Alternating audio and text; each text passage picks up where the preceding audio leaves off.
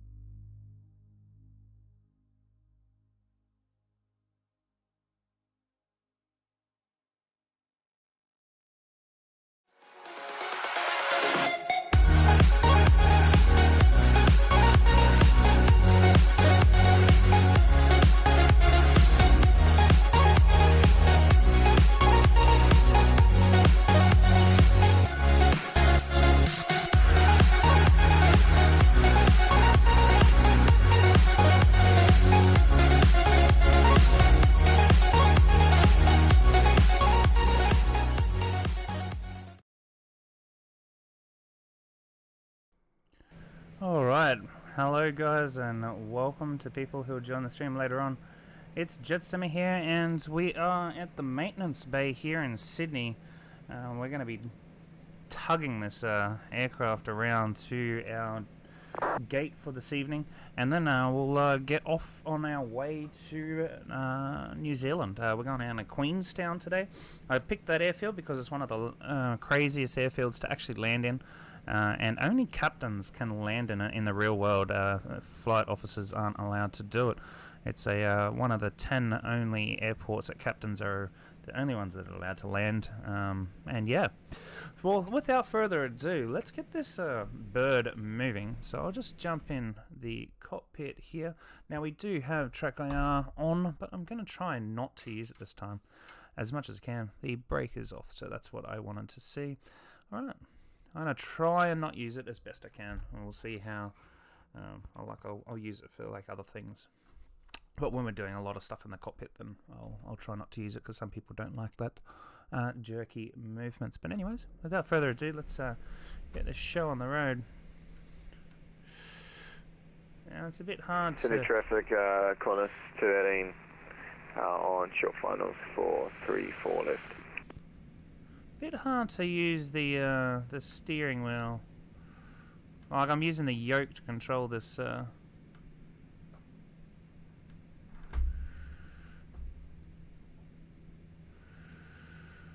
aircraft. He just doesn't want to. He doesn't want to do it. I have a feeling I'm gonna have to turn these on and see if that does anything.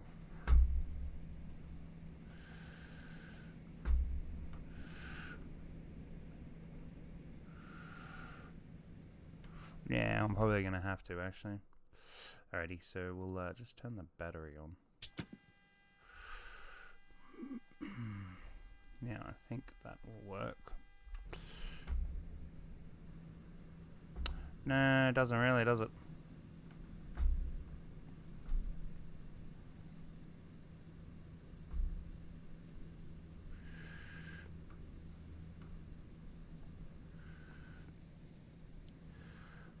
So, yeah.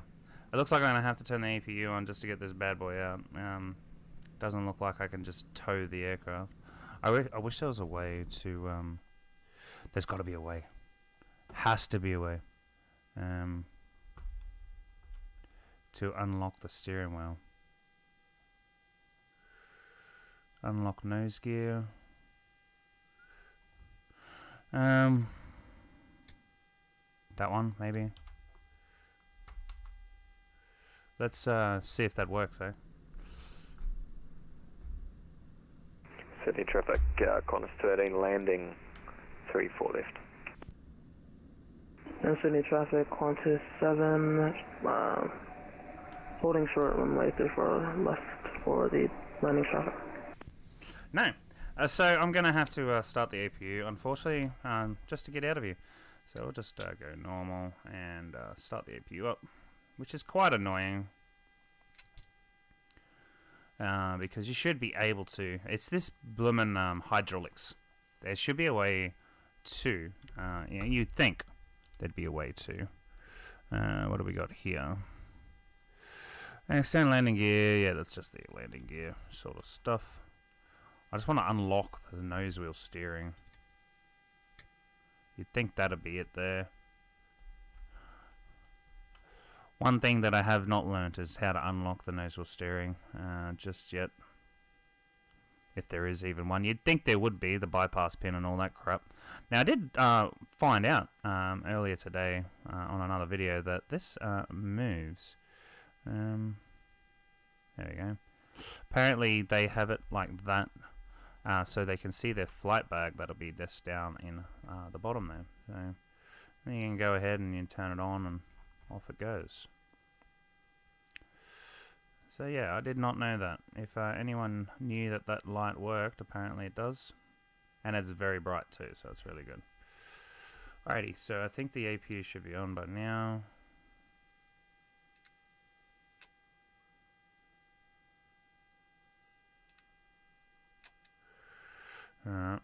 Maybe it's not.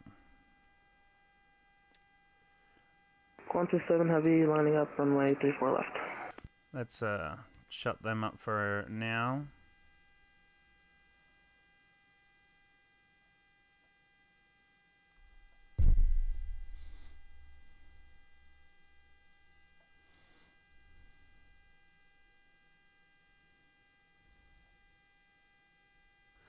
I wonder if I got a fault this morning. Oh god, APU's not starting today, boys.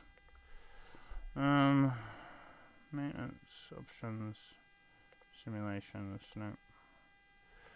Aircraft failures. There's none active.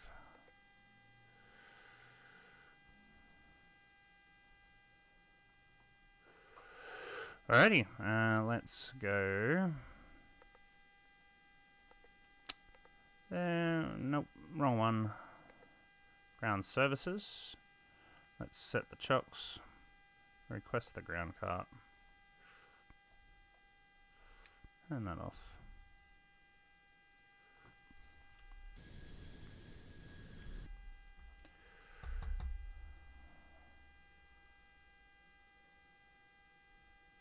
Alright, ground is active.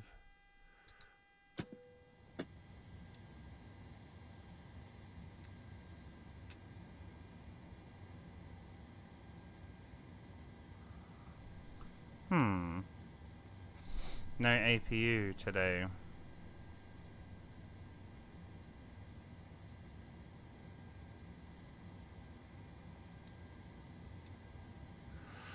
Alright, hang on a second, guys. We'll just restart the flight and we'll get going.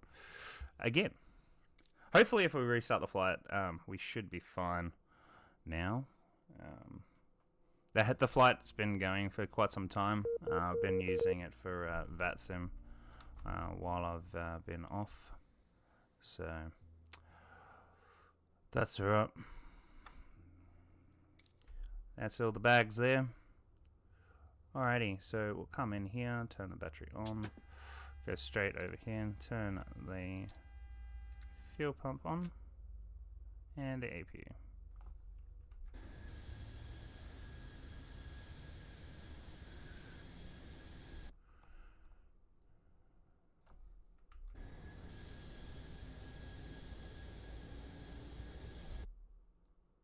Sounds like it wants to start, but it's not starting, eh? I don't know what's going on there. That's the GPU cart.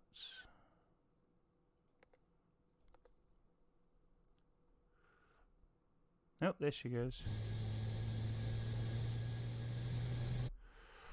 Alright, so we're gonna chuck that in there like that. We're gonna go back to Pushback.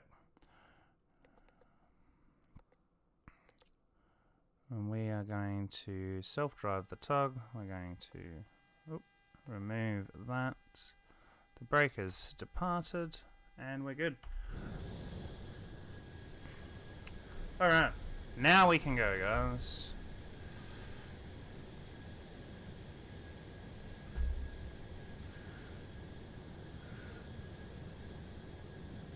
Well, we know the brakes work.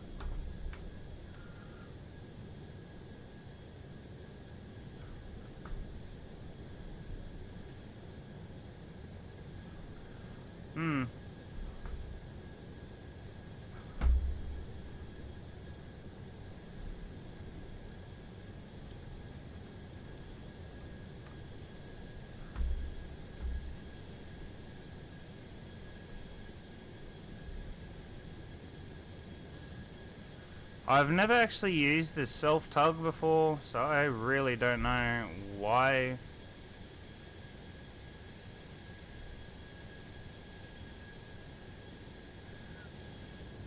There you go, I'm just using the brakes to turn it.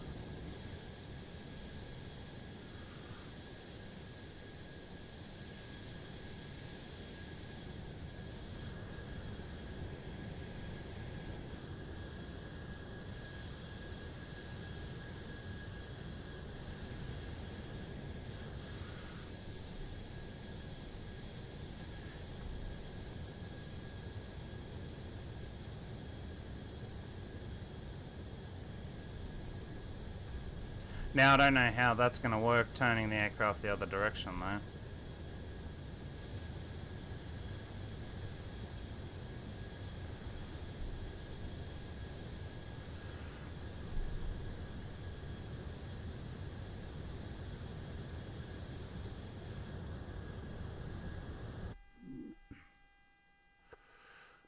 Alrighty.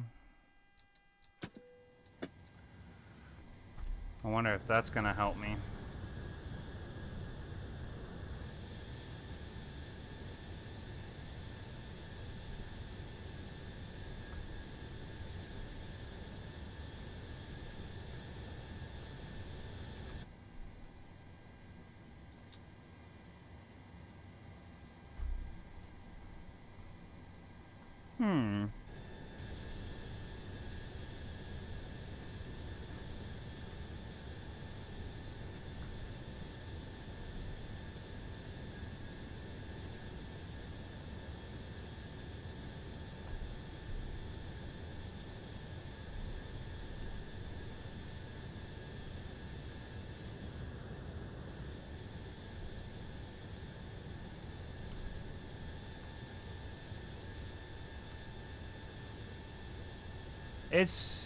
Yeah, it's really like it's completely locked.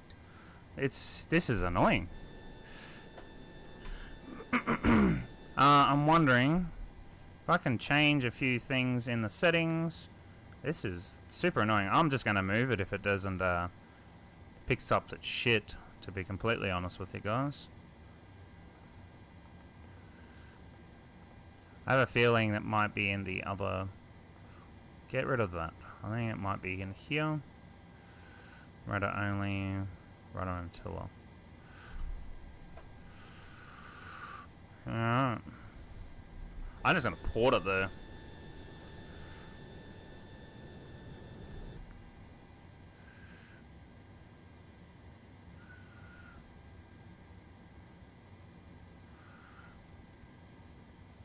So that's electric hydraulics.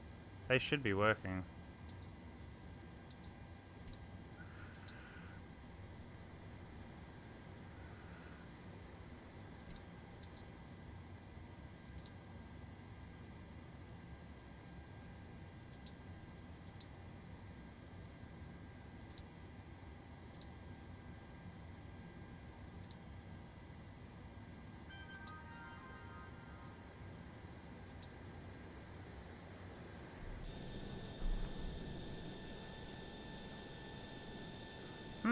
This is weird. Never really used this pushback tug before, and it really does not want to work. Alright, we'll just use this. Because I know I can push it backwards.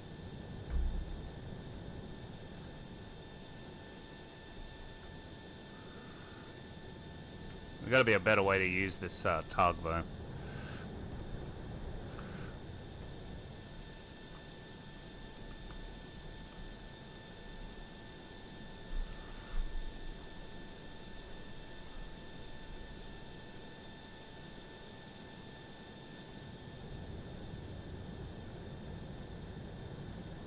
A way better way to use the tug.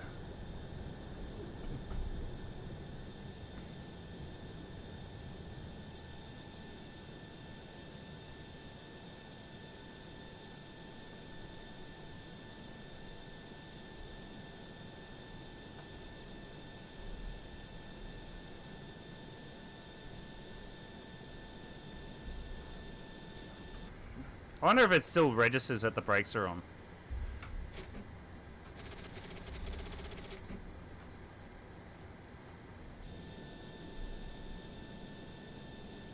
No.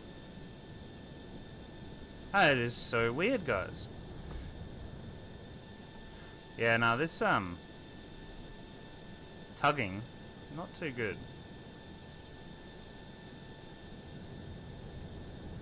Not too good at all.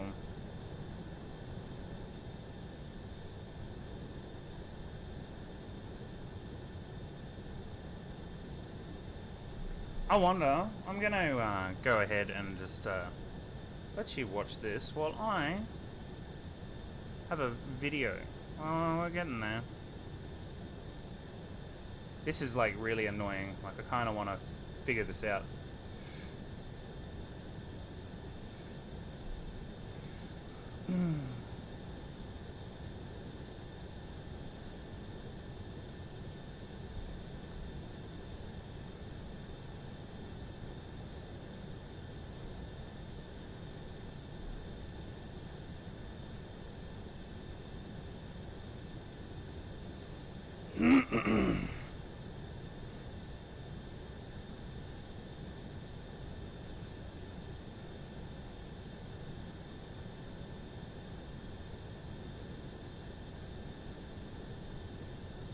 Alright, hang on a second, guys. I'll be right back. I don't want to,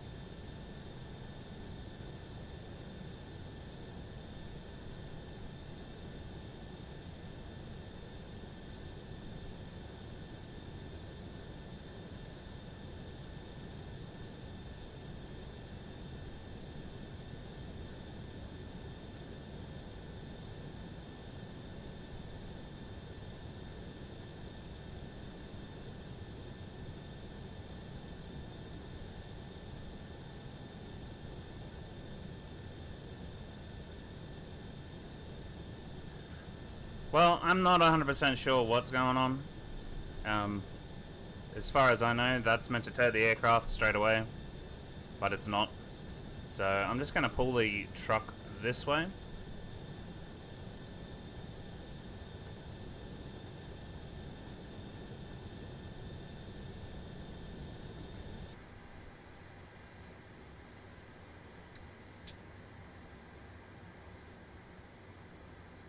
Somehow I think it's not meant to be doing this.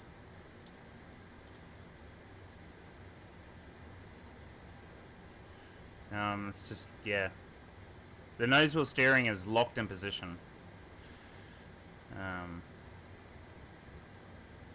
So probably breaking the nose wheel at the moment, so it's not good. Not good at all.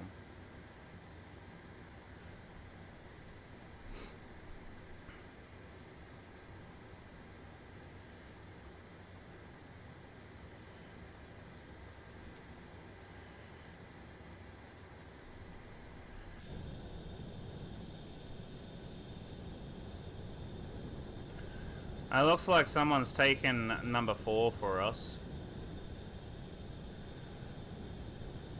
What's this tow truck doing? Get out of our way.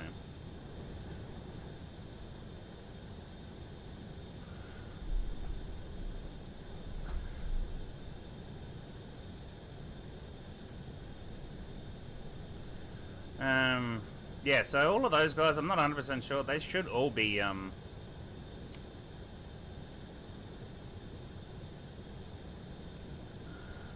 VATSIM users.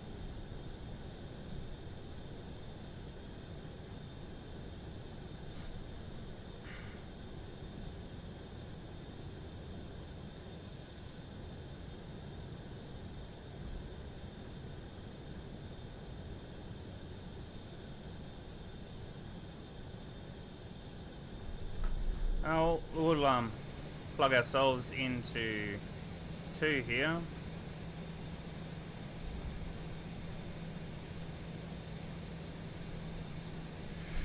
This is really annoying, guys. Like, sorry, but this is really annoying. I don't normally use this thing. Alright, I'm gonna push him the other way.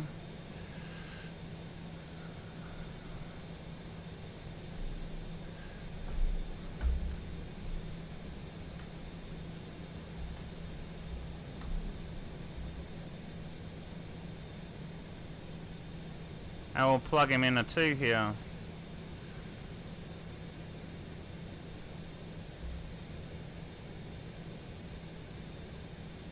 So now the brakes aren't working at all. This is really getting to me right now. I don't know how to use this thing, and I will not be using it ever again. It's so annoying.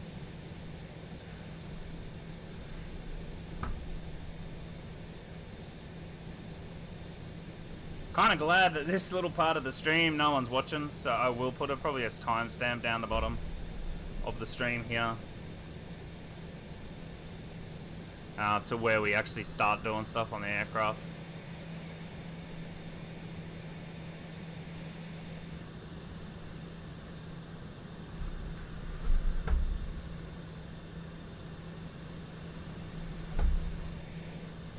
I've kind of got it how I want it.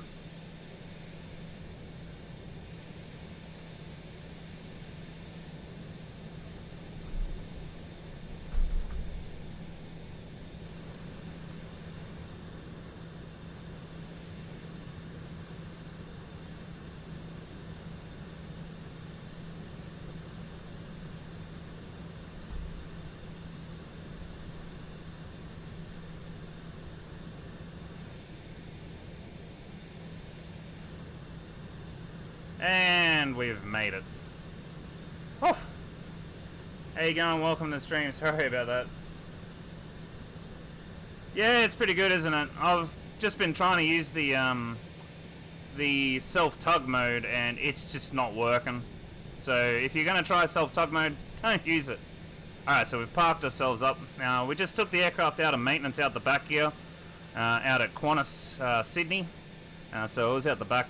Now the aircraft's here on the stand, so let's get the aircraft set up for departure. So we'll go ahead and chuck on the chocks. We'll move self-drive straight out. He's gone. I hope he's gone. He should be. We'll get rid of the tug. There is no tug at the front. Good, it's gone. I'll go ground services. Hang on a sec, mate. I'm just gonna grab the external power and request. Yeah, it doesn't turn. I think it's just the issue I'm having. It's really annoying. I've seen a few people have it. It's got something to do with the hydraulics, because your nose wheel steering is locked. If I could figure out, there must be a switch in here. I thought it was this one here. The nose wheel steering. I thought if I turn that on, it will unlock the nose wheel steering, but it doesn't. So I don't know. But yeah, it's fucked. So anyways, ground power's available. We'll go ahead and shut down the APU. Nah, it's just me. And the whole 35 minutes of the first half of the stream was just me trying to figure out that dang pushback. So I'll put a timestamp there. I'll write that down so people can skip that bullshit. I'll put that there. Where is it? 35 minutes. 35-minute marker. Alrighty, awesome. Anyways, let's get this show on the road, shall we? So, we are here. We don't need the fuel or anything, so we're all good on the fuel. We got that. I'm gonna see if GSX will work. Alright, so I'll bring up GSX.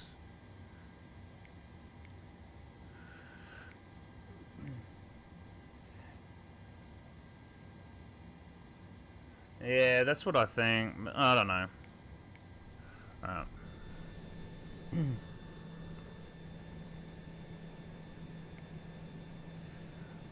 Is that not opening? Close that off.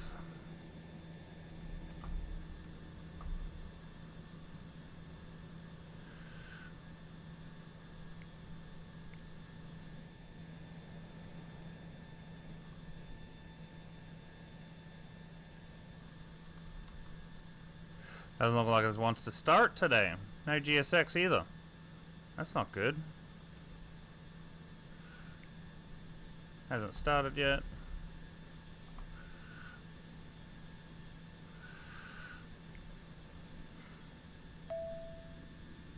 Oh, that should have started now. Loaded successfully. You need to set parking brakes to request ground services. Of course. Parking brakes set. Alright, so GSX is set up and ready to go. Let's call for catering services. Get them sorted. I'm going to use Qantas today. We'll use Q. Catering vehicles are on their way. Yep, awesome. Now, I haven't actually set up this gate. I was hoping to go into gate 4, but we've got another guy there on VATSIM that's on gate 4, which kind of sucks. So yeah, we're just going to have to put up with the GSX vehicles clipping into things over there. Anyways, we're good there. Alright, so we'll get the gate control over. What I want to do first, I want to get rid of all the audio. I don't want to hear any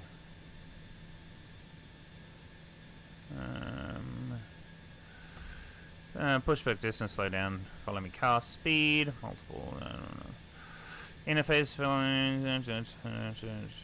Yeah, okay. Apparently, so that audio is for the cars, so I kind of don't get rid of the GSX audio, which kind of sucks. Whatever. Anyways, let's get this gate going. Operate the gate. Now, I'm not going to use the GSX pushback because that's a little buggy myself. I'm actually going to use my better pushback, or the one that I use, not better pushback, FS to crew pushback. Alright, is that all in and done up? That's all good. Cool. Alright, so hopefully these guys should open the door. Here they come. And if they don't, then so be it. Anyway, so I want to set up... Now, there should be people talking out on VATSIM out there somewhere. Alright, cool. Anyways, let's get this show on the road, shall we? There's a few things that we have to do up the back here. So we'll go align. Let's test. So everything's working there. Make sure that that alignment time comes up. A lot of people have this set for instant, but by the time you set the dang aircraft up, that 8 minutes will go.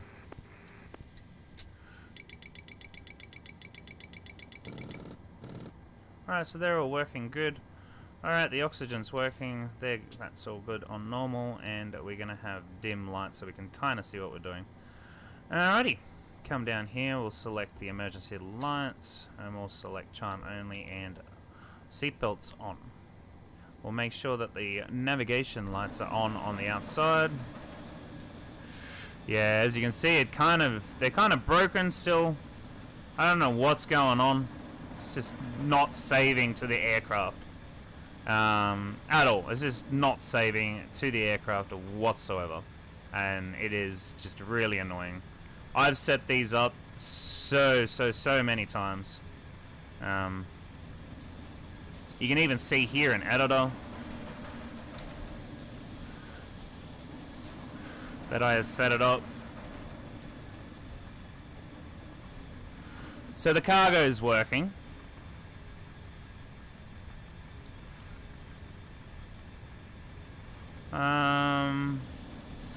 The next one should be... So the cargoes are in the right spots. Yeah. So that's fine. These doors, though, I set these up so many dang times that they just keep on playing with me. It is so annoying. We'll put that there and we'll save that. That's alright. Maybe next time it'll remember where it's from. But anyways, they'll be finished soon. Now my next question is I'm guessing the passengers are going to come out into the cockpit, so I'm not even going to bother GSX anymore. So we'll just go GSX and shut that down, shut the server down, until I fix it up, because it's so buggy. GSX is just so buggy. Alright, they're all done. Okay, so what we'll do is I'll just use PMDG's one. So we'll go here. Fuel truck is there. So we got what, 11,000 on the dole there. How much do I actually have on the aircraft? We got 3, 4. There we go. So we'll do fuel. So in kilograms, 3822 is what the aircraft has. I've just picked this aircraft through Q Virtual.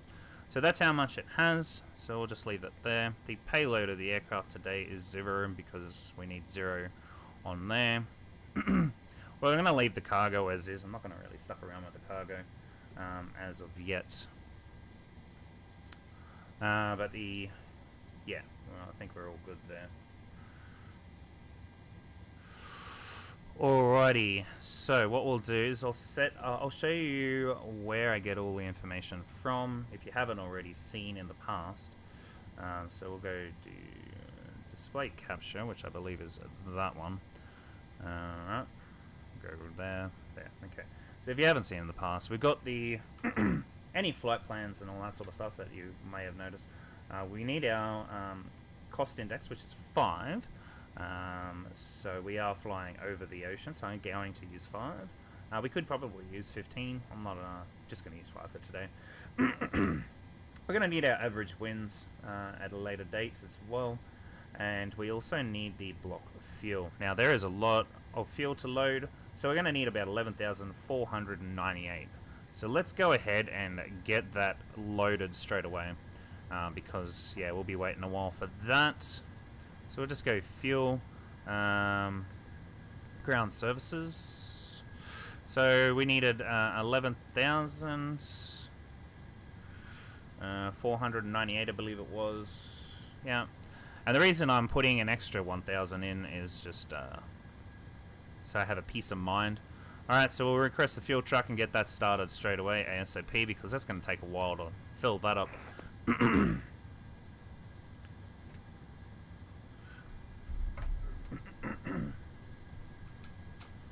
Alright, so the fuel truck's arriving.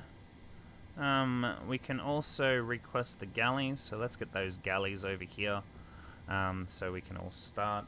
The passengers, I'll show you where I got those later, but we're going to have 441, and we're going to set that there, and we're going to be using the jetway. The jetway is connected, so I don't think it's connected actually. Well, let's check. Jetway request, is it? It's on. So it should be active.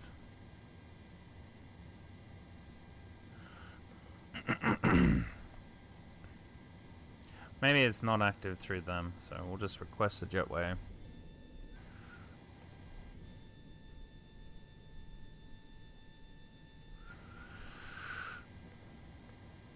Maybe we can't start boarding because of the fuel. But anyway, let's start filling. So we got the fuel truck out here all connected, ready to go, and it is filling its stuff.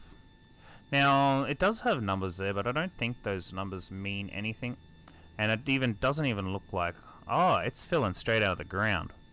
Now that's cool. So yeah, that's actually not too bad. I kind of never really noticed that. Anyways, our doors should be opening for the catering trucks. They automatically open, which is good. Right, so we've got the fuel started. So that's going to take a little while to set. So let's go ahead and set up the aircraft for now, as much as we can do. So we'll go menu, FMC. If you've got any questions on how to set the aircraft up, just let me know and I'll have a look as soon as I can. Alright, so we're going from Sydney. We're going to be at Gate 2 today. I think that's Gate 2. It says Gate 2.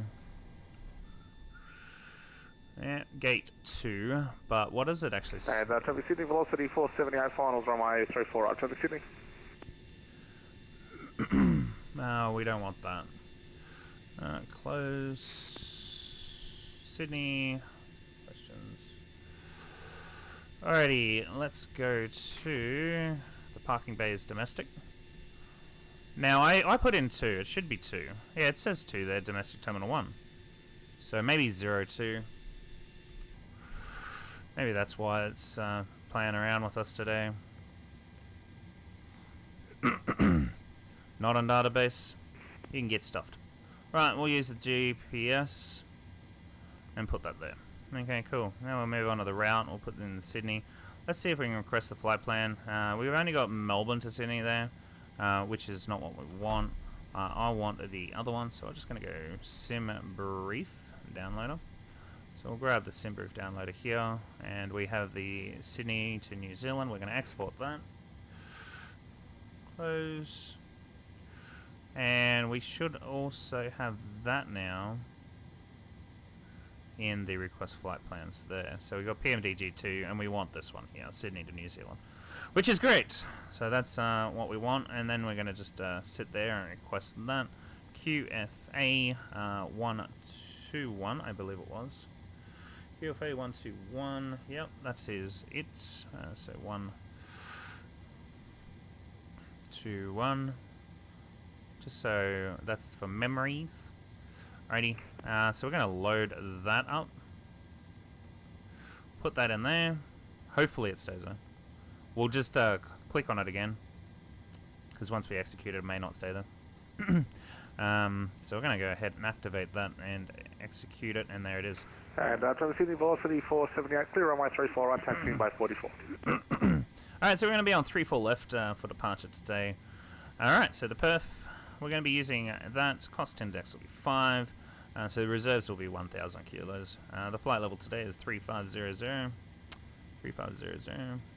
And the winds, like I said, 284. Before, when I grabbed them, I totally forgot where I were. 284 at 23, where I showed you before. That was on the Lido flight plan. I do use the Qantas one every now and again. But, yeah. There it is. Trans altitude here in Australia is 10,000. We don't need anything more there, and we don't need anything there. So we're going to be taking off on 26k on climb today, just early morning. It's 15 degrees, so that's fine by me. Alright, so we'll move on to takeoff. We're going to be using flaps 5 for departure today. The winds, we can grab the winds because SimBrief is not, VATSIM is not open, so we can grab the winds through the live weather here. And this is pretty accurate to within 30 minutes at the moment. I checked this earlier today, and it's actually on par with the real world weather. So at the moment, the winds is 280 at 5 knots. So we'll be on 3/4s. So we'll grab that, and the downslope is D, 0.01 on runway 34 left here in Sydney. So we've got a 0.1 degree downslope on 34 left. So that's that. Everything else is fine. Our departure today, let me grab that. Our departure today on Navigraph.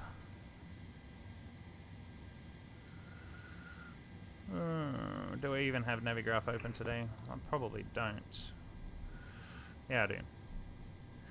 Alright, so let's just grab OBS back up again, please. Alright. Well, let's move that over here, and we'll show you. Our departure today will be, I've already sorted one out for myself today. We're going to be using Wollongong 2 departures out of Sydney today. So we're going to be leaving runway 34 left, 335 degrees, and then turning after 800 feet to 290 degrees to 268 after 10 nautical miles from Sydney. So we'll hand fly this out there, and we'll go from that.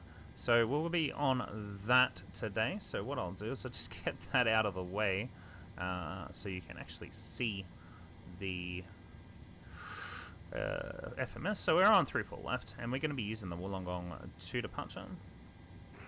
Wollongong 2 departure today. We're not going to be using any trans, as there is none. So we'll be just clicking on that. And while we're waiting for that, we can go here and plan our flight out. Let's go to legs. So we know we're flying out of there. So let's have a look, shall we? Alrighty, so Sydney 2 departure, off out to Wollongong right there. And then we have this here, but we don't want that. We're just going to click on that. We'll get rid of those numbers. And there it is. And then we'll just double check that we're outside where we want to go. So we're going to be going out to Wollongong and then out to Optic, right around the airline. And we probably won't be seeing anything for just over 3 hours. So yeah. Alrighty, so that is okay, that's all fine, so we're all good there, and we'll just head back in here and go to zero fuel. Now, the next few things that I want to just double check on is making sure that we have the fuel. Fuel's almost loaded, which is great for business. So let's start looking at getting our bags loaded. Alright, so one more thing that we can do is having a look at... Alright, so if I just bring up the display capture, we'll close that one off. And we're going to have a look at what we have for our bag. So if we come down here to weights, you'll see that our weights there is 141. We have 6,200 kilos in the aircraft. Right, so for that, we can go back to the aircraft and have a look at that. Just getting a calculator out on your phone or something like that. 6,200. Obviously, you can minus that by, or divide that by 2. We already know what it's going to be. It's 3,100. Alright, 3,100. Reduced to capacity.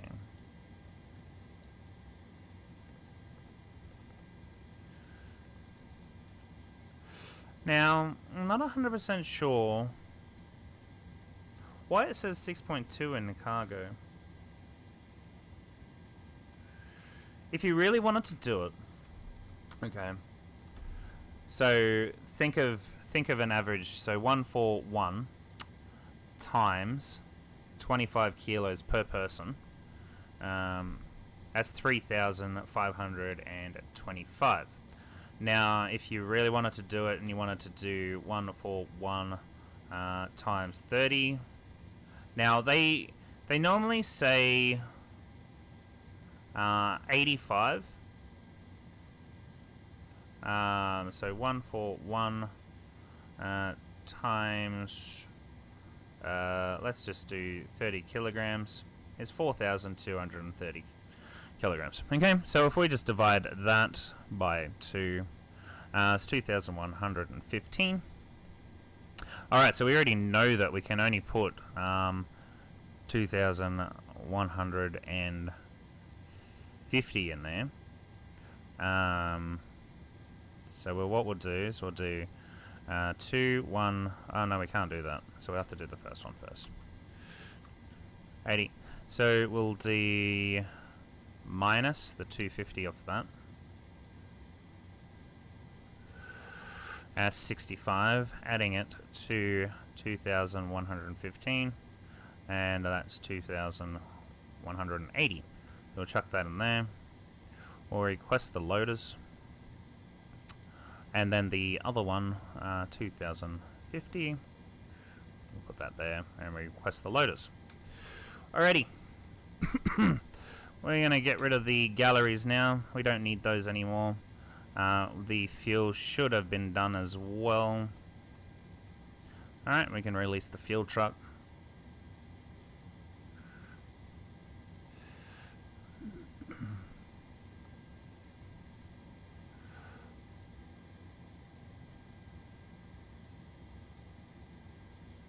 How you going? Welcome to the stream. Shouldn't be too long. We're just starting out. Just loading up the aircraft.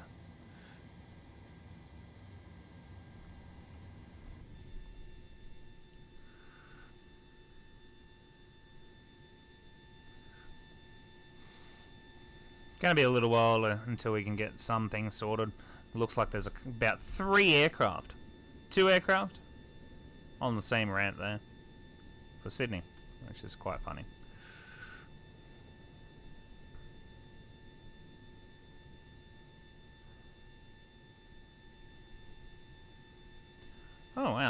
Only one trolley today. Not 3. They're gonna squeeze all their bags into that, eh? That's pretty cool.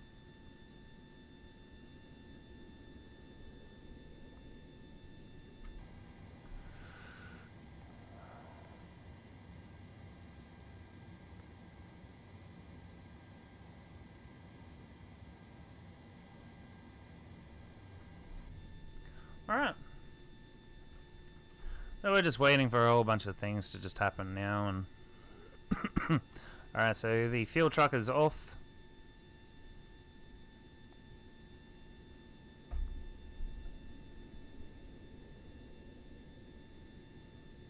All the food is loaded, ready to go.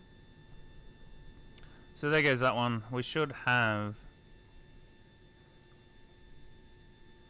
another truck coming soon. I wonder if these guys are ready to start unloading. Okay, we'll start that unload, and then we'll start the load. So they should be unloading all of the cargo that's on board from the last flight.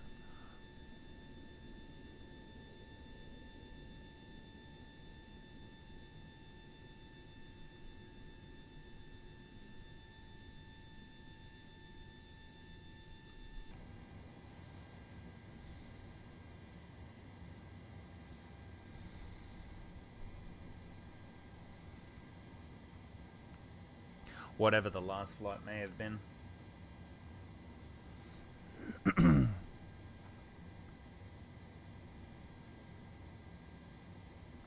Alright, we've got the other car arriving now as well. This guy has 2 trailers. Connecting.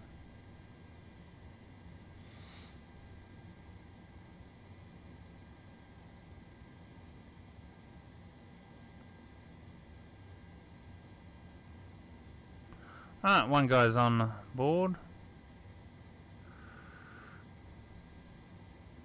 Now, I would say because of how much is already in there,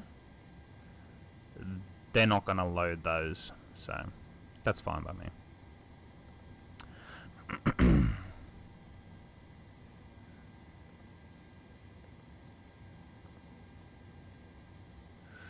Alrighty, now I have a feeling it's not going to do anything until I actually request the jetway properly. So we'll let the jetway disappear. Oh, it's coming now. And we'll open up the doors for that jetway. So we'll get the doors open like that. Like so, get the equipment door opening. Done. Ground services. We'll move over here and we'll start the board. What we'll do is we'll also get Q Virtual started. And let you listen to that. I thought FSUIPC was already started. But I guess not. It was not started. Okay. Good evening and welcome aboard, ladies and gentlemen. Please return your seat back and folding trays to their upright positions. You can store your carry-on luggage in either the overhead bins or under the seat in front of you. Also, make sure to fasten your seatbelt. For those of you seated next to an emergency exit, please carefully read the special instructions located near that exit. If you don't want to complete any of the functions described in the event of an emergency, please inform a crew member so you may be reseated. We now request that all electronic devices such as cell phones and laptops be either powered off or set to airplane mode. We'll notify you when it's safe to continue using these devices. Please remember, this is a non-smoking flight. Smoking aboard this aircraft, as well as tampering with, disabling, or destroying lavatory smoke detectors, is prohibited by law. If you have any questions about our flight, please don't hesitate to ask a crew member. Thank you for your attention.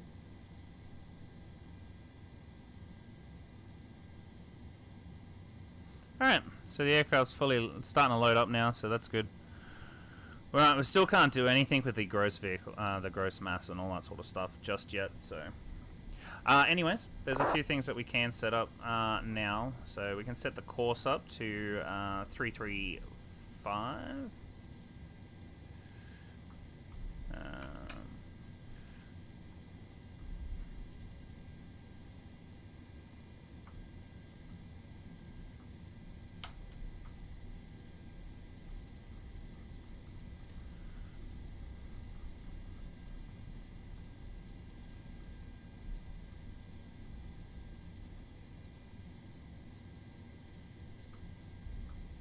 and the altitude for departure will be 5,000 for the initial departure.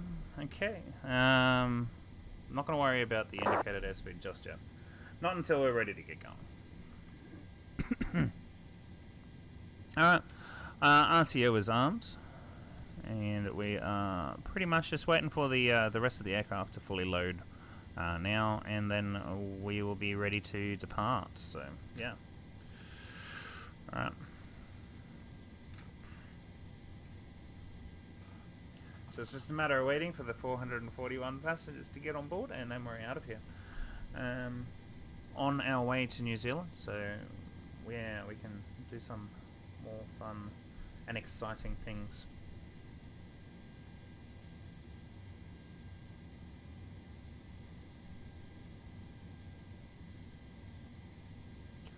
Alrighty. Cool.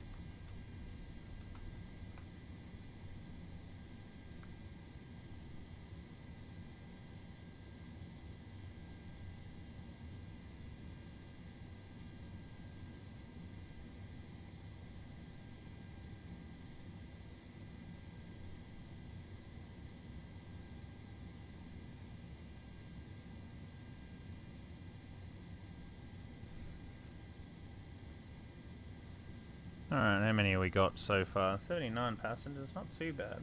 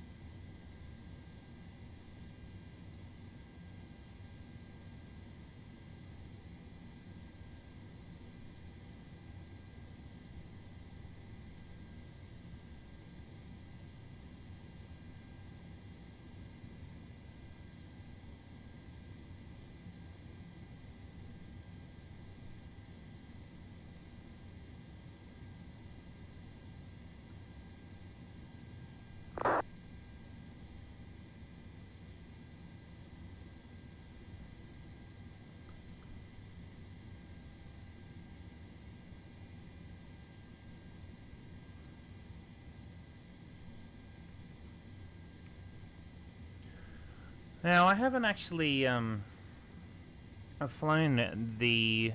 I can't remember. I'm pretty sure I have gone over to Queenstown with the fly-by-wire aircraft from Sydney. Or Auckland down there. I'm pretty sure, from memory. But I haven't been over there in a while. Now, I'm pretty sure they have done some sort of updates over in New Zealand, a little bit. Not a lot, but they have fixed a few bits and pieces. So hopefully it looks alright.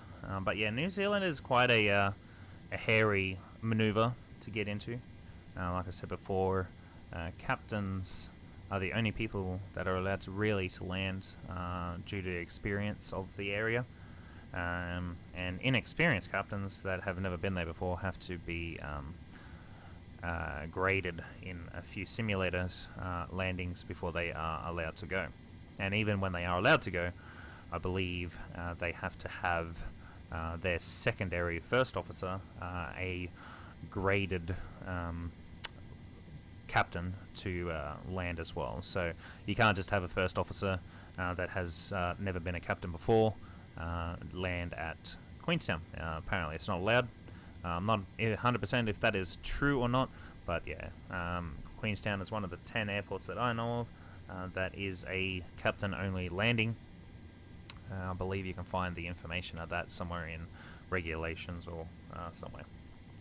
So anyways, thank you for joining the stream, mate. We're not too far away from departing. We've got 126 of 141, and we'll be getting ready shortly to depart. Now, I believe that there is no air traffic control at this point in time. There is a lot of aircraft departing, but we'll get on the way shortly to get out of here. So yeah, we'll head over to Queenstown, which is about a 3-hour flight. Yay me. And yeah. Alright, so we are getting pretty much ready for our departing flight. So we're going to just chuck on our APU. Or we'll select our anti-collision lights on. Come over here and we'll start selecting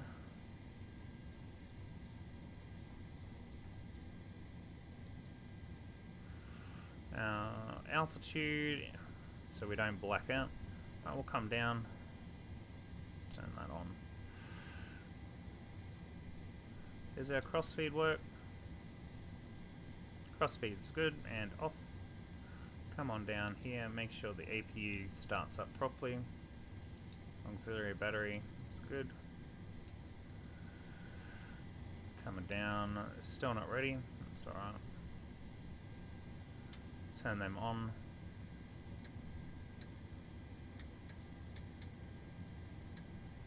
They work. Okay, cool. Turning those off. Turn the packs off. We'll leave the packs on for air conditioner purposes at the moment. It is just under 25 degrees, so it's okay.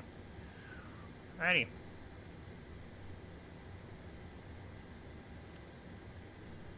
Awesome. Swap over to the APU now, and we can dismiss the carts. Alright, so we've got all the ground power released, which is okay, cool. We can go ahead and start the FS2 crew pushback. The command center is not open.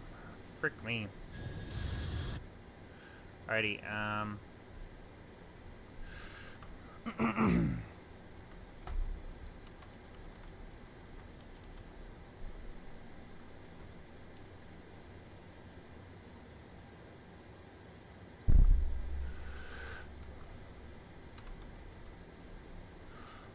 that's the manager.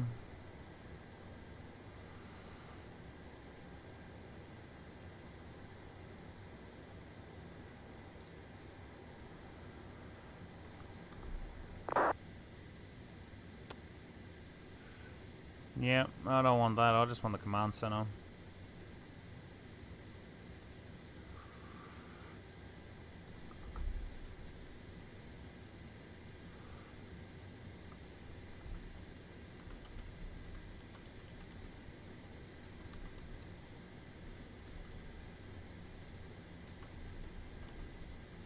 I had this problem the other day.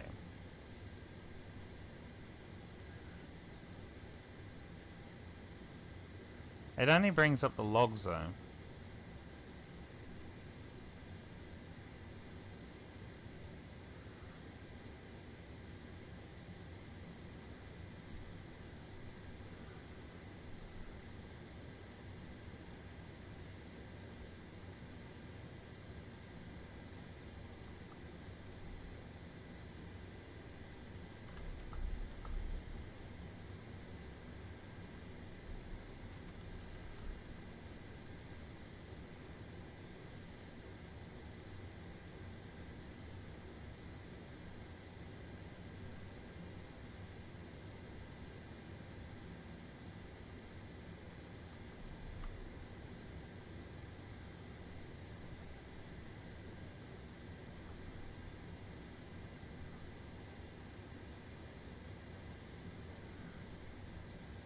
That's really weird.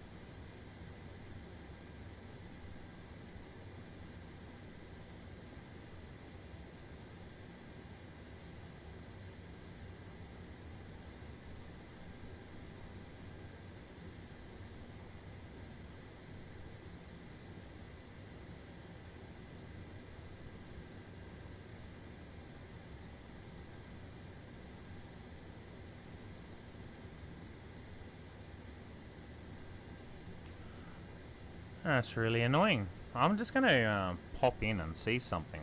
This is quite annoying. Yep, cool, awesome. Where is it? Let's go and talk to these guys and find out what's going on. You'll be doing.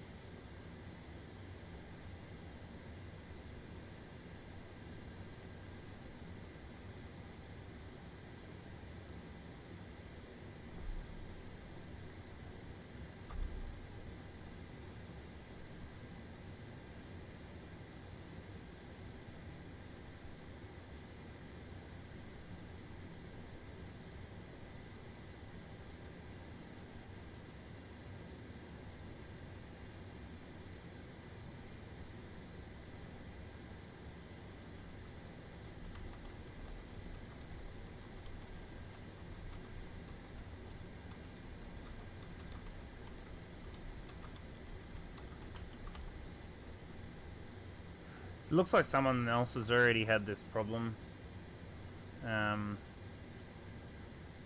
lately.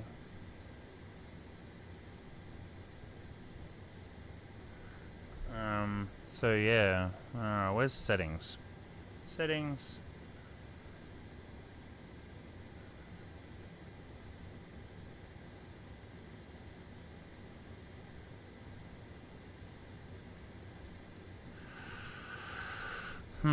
How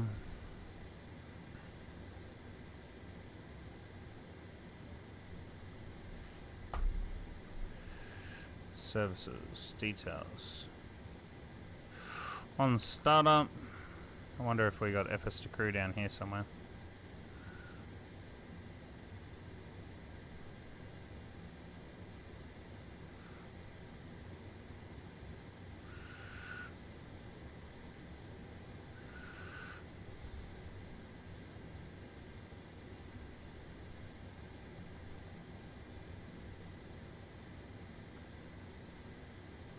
Oh well, it looks like I'm not going to be able to play it because it is just not working. This is really annoying. Like, none of my stuff seems to be working every single time I come in here. Really annoying. Alright, Pushback Express is there. Command center is not running. Command center now inopt. exe.xml. exe.xml.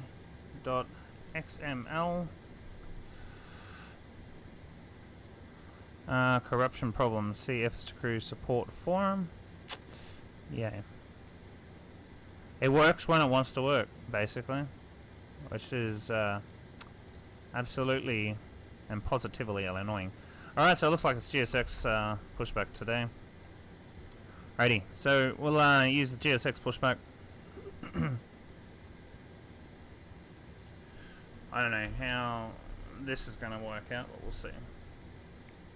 Alright, so what we'll do is we'll close up these doors and get ready to go. Alright, so we'll close the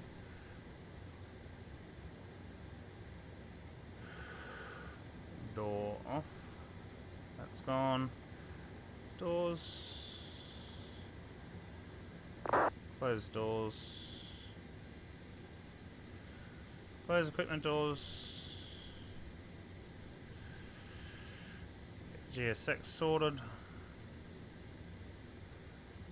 Prepare for pushback, please.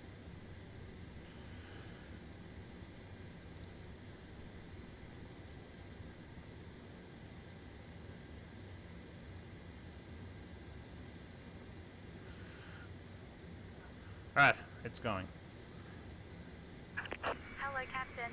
We are ready for pushback. Get going. Go away. Alrighty, we're on our way. Now she's coming, which is good. Alright. We'll send the crossfeed in and all the fuel. We've got enough fuel in there, which is all good. That's fine. Departure checks completed. Bypass pin inserted. All done, all done. Packs off. That's all good. Alright, we're good. Alrighty. At least this somewhat works. Alright, we'll give Qantas, everyone else a call when we're out of here.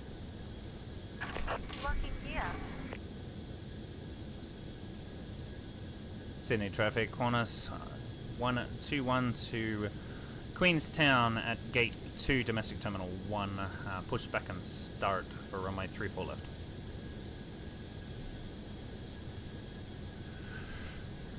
Oh, cool. Hang on a second, we do have a fucking tower now. Tower is now active. I just seen that just before we were about to depart.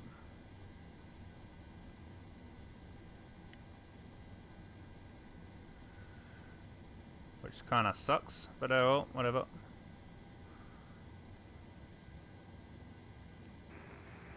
City Tower, g'day, velocity 925, request clearance.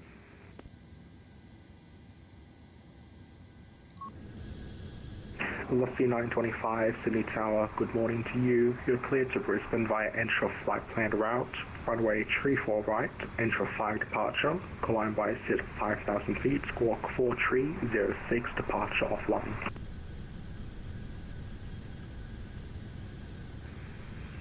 Cleared to Brisbane via entry planned route 34, right entry 5, departure via set to 5,000, squawk 4306, and departures just confirming Unicom 122 days for late, velocity 925.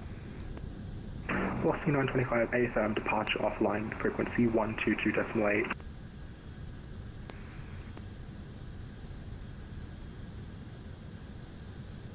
Exiting from editing mode. Please wait. Release parking brakes. Please. Sydney Tower, Qantas flight 121 to Queenstown is ready for pushback and start. Release parking brakes. Please. Commencing push. All engines clear. Start at will. Ladies and gentlemen, on behalf of the captain and crew, welcome aboard. Please make sure that your seat backs and trays are in their full upright Sydney position. Tower, Qantas flight Also, 121, ready to check. Qantas 121, Sydney Tower, readability loud and clear. I was just getting your clearance. Are you able to copy your clearance? Yeah, I can copy my clearance. Qantas 121, good morning. Cleared to Queenstown via optic flight plan route. Runway 34 left, Richmond 5 departure, radar transition. Climb by set of 5,000 feet, squawk 1335, departure offline. Cleared to Auckland via optic flight plan route, climb by the SID 5000, Richmond 5 departure. Can you read the squawk again, please? Qantas 121, squawk 1335, 1335. Squawk 1335, and departures will be Unicom 122.8, 121. Qantas 121, pushback approved. Pushback approved, Qantas 121. Please set parking brakes.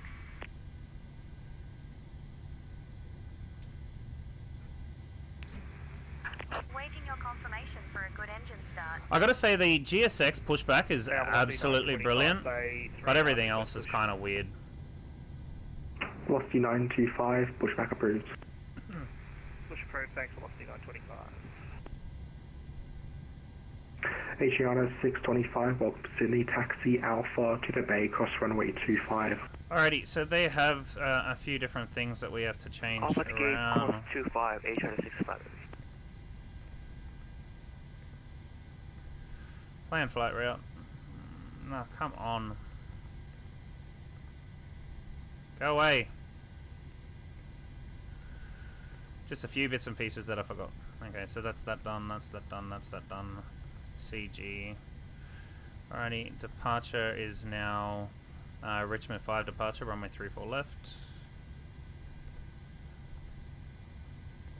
We'll just double check that it's all good.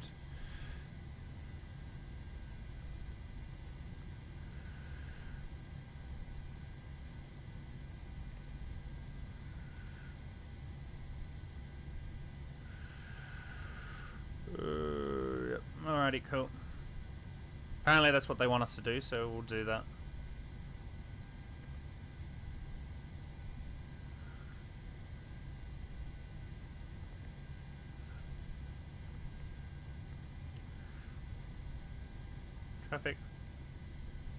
Traffic and terrain. We'll take our position as well. We're all good there.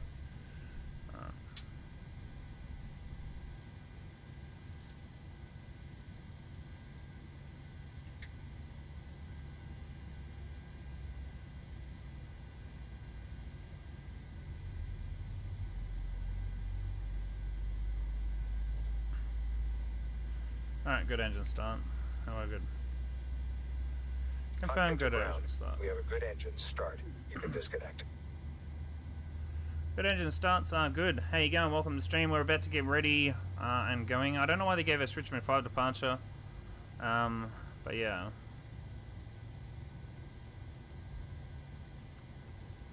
Yeah, that's real weird.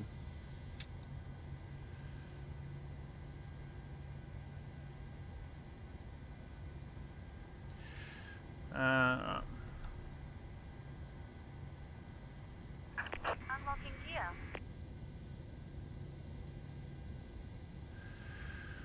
All good there. Alrighty. All that's all off, so we go that done. 1, 2, done. Tow truck disconnected. Done. Bypass pin removed. Select them to auto. Left is clear. Right is clear. It's all off. Let's set those to continuous. Autopilot off.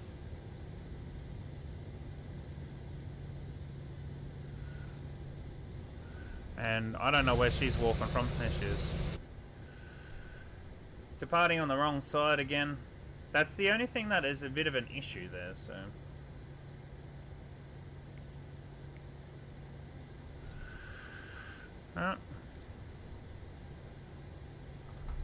Alright, so now we have a look around here.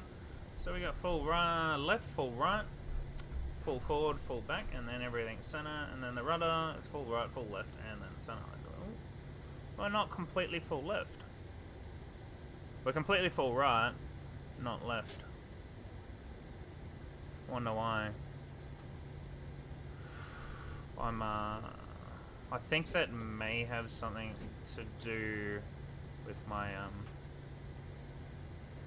game, but that's alright. Okay, so our speed today, let's select flaps 5. Sydney, Channel Information Bravo, now current change. Wind available 5 knots, tailwind max 5 knots, information Bravo. So 2 plus 5 is 157. Verified the speeds. I'll lock that in like that. That's pretty good.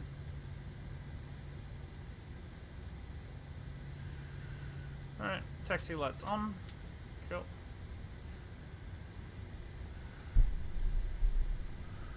Sydney Tower, Qantas Wind 121 to Queenstown, ready to taxi.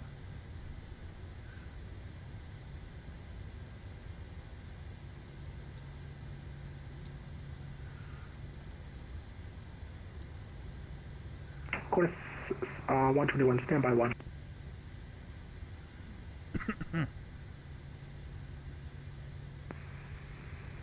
City Tower, velocity 925, receive Bravo, is this taxi? Velocity 925, taxi Charlie Lima Tango 6, hold up at runway 34 right, cross runway 25. Charlie Lima Tango 6, cross runway 25. Alrighty, so I'm just gonna quickly bring up Navigraph for you to have a look at. Hey Tower, Qantas 735, taxi southbound Bravo for runway 34 left on point Lima. So that's our position Qantas there. 735, clearance available, advise ready to copy. And Qantas 735, go ahead. Qantas 735, clear to Adelaide via KINGSTON flight planned route, runway 34 left, KINGSTON 1 departure, climb by SID 5,000 feet, squawk 4752, departure offline. I'm wondering if we can take Alpha 5.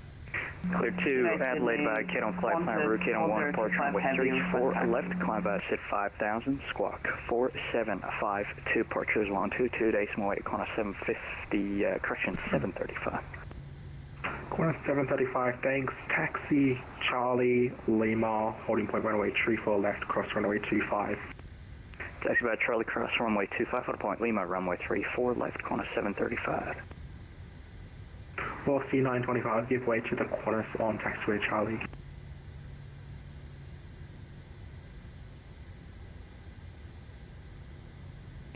Good day, Sydney. Qantas 4025 Heavy is requesting taxi to 34 left.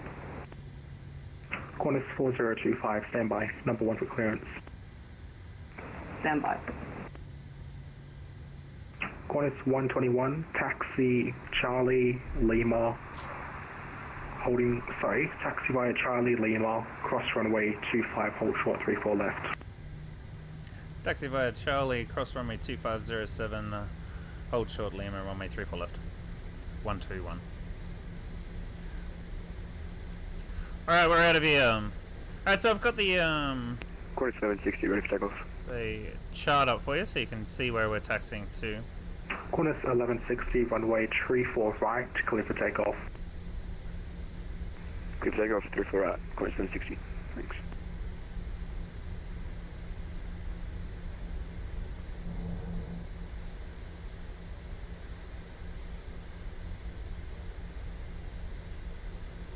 If I could have everyone's full attention while we review safety information, that would be great. Qantas 4025, Sydney Tower. Insert the metal fittings, one into the other, and tighten Yep. Good day, Sydney Tower. You can release your seatbelt by lifting the upper portion of the buckle. It's recommended that you keep your seatbelt fastened during the flight.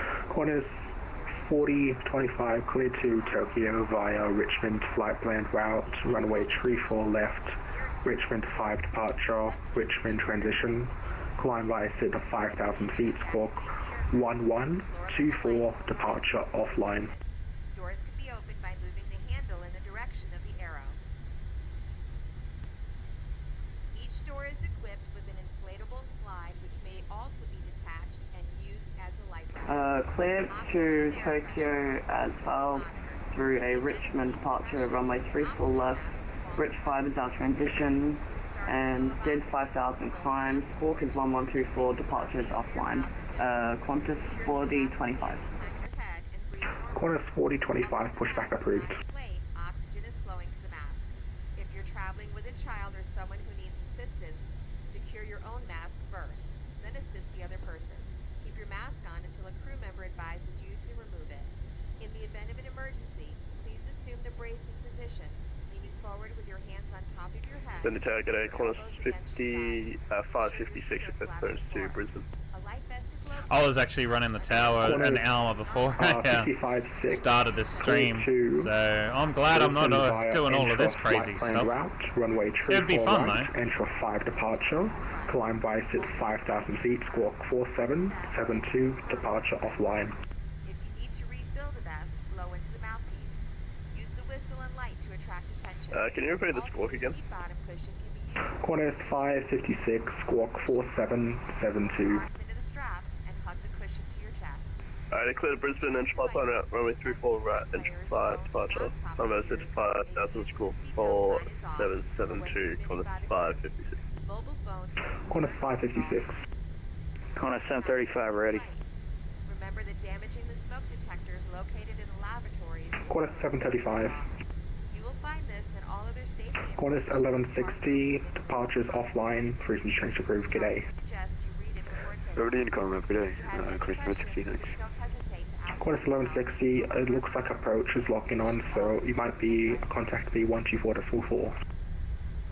Could be 124.4, departure Qantas 735. G'day, 4025 Heavy, ready for taxi.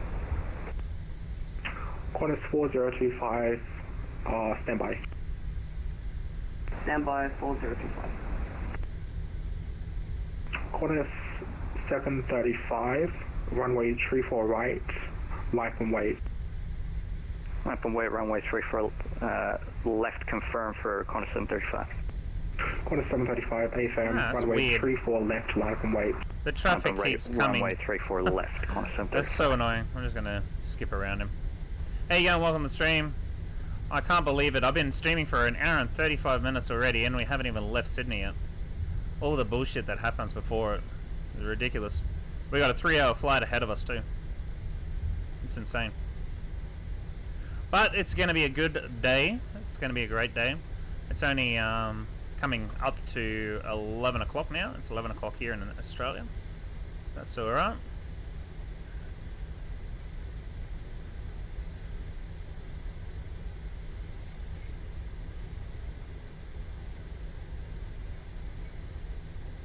Qantas 735, runway 34 left, clear for takeoff. Clear takeoff, runway 34 left, Qantas 735.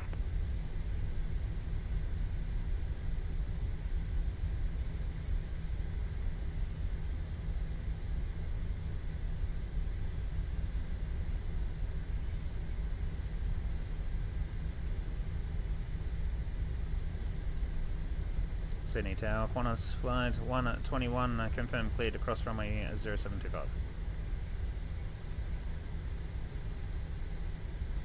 Qantas 121, AFM, cross 25, hold short 34 left.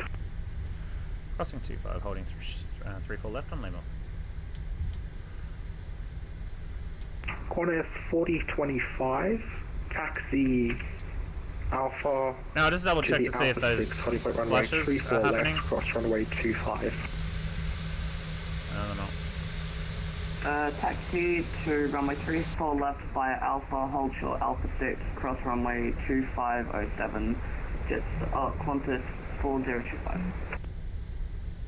How you going? Welcome to the stream. Just leaving Sydney, Australia, heading out to Queenstown. About a 3.5 hour flight. Departure or so. 735. Well, it depends on what the weather's doing. 735, just verify 124.4. Might climb, might not. We'll see.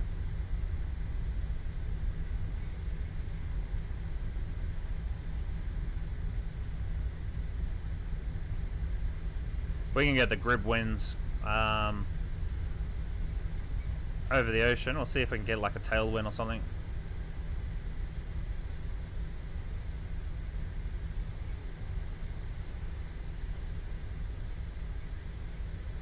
Oh, cool. I didn't even notice those. Sydney Tower, Qantas 3-3 on final. It's 2.5 miles away from H.O.T.A.S. Good evening. Qantas 3-3, Sydney Tower, good morning. I didn't even notice that. That's completely different. I gotta find that again. 3-4 left, Qantas 3-3. I've gotta find that again. That looked cool. Something different there.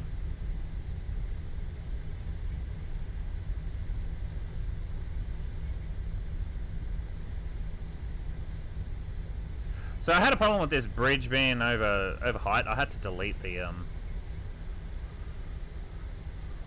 default.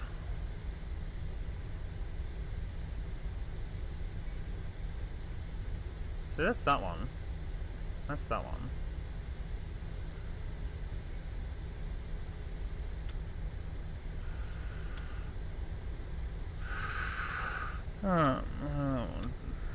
Bring our armrests down.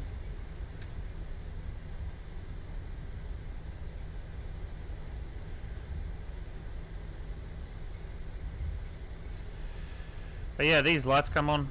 They're pretty nice and bright there. There's a whole bunch of different things that I didn't know that they had added into this aircraft compared to what they had been in the past.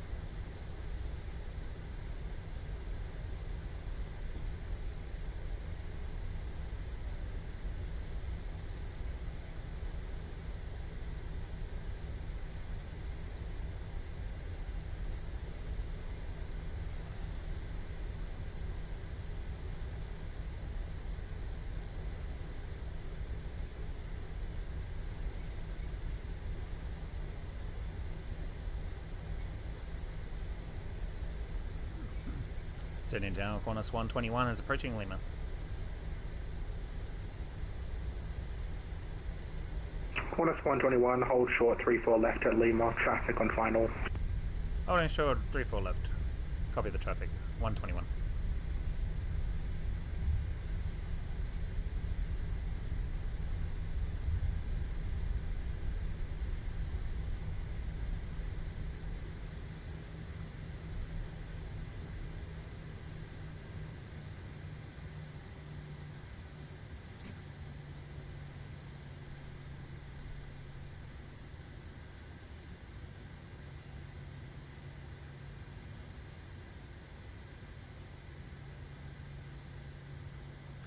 Let's see if we can find out what that thing was, eh? I think it was on this side, for starters.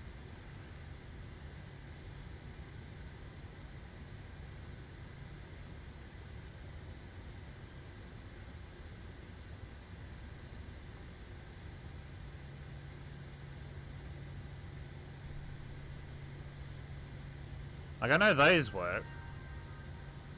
So it's definitely not them.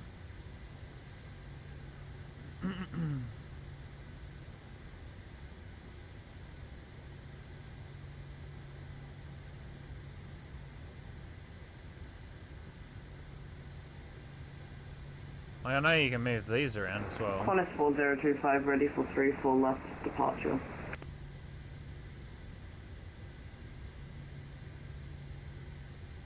Qantas 4025, behind the arriving A320, line up and wait behind. Behind landing A320, line up and wait, 4025.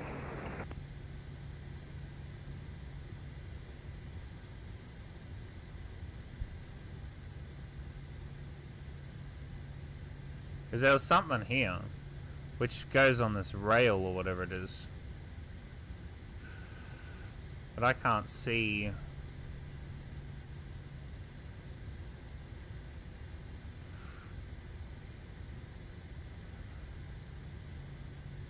Qantas 121, cross runway 34 left at Lima, taxi Alpha to the Alpha 6 holding by runway 34 left.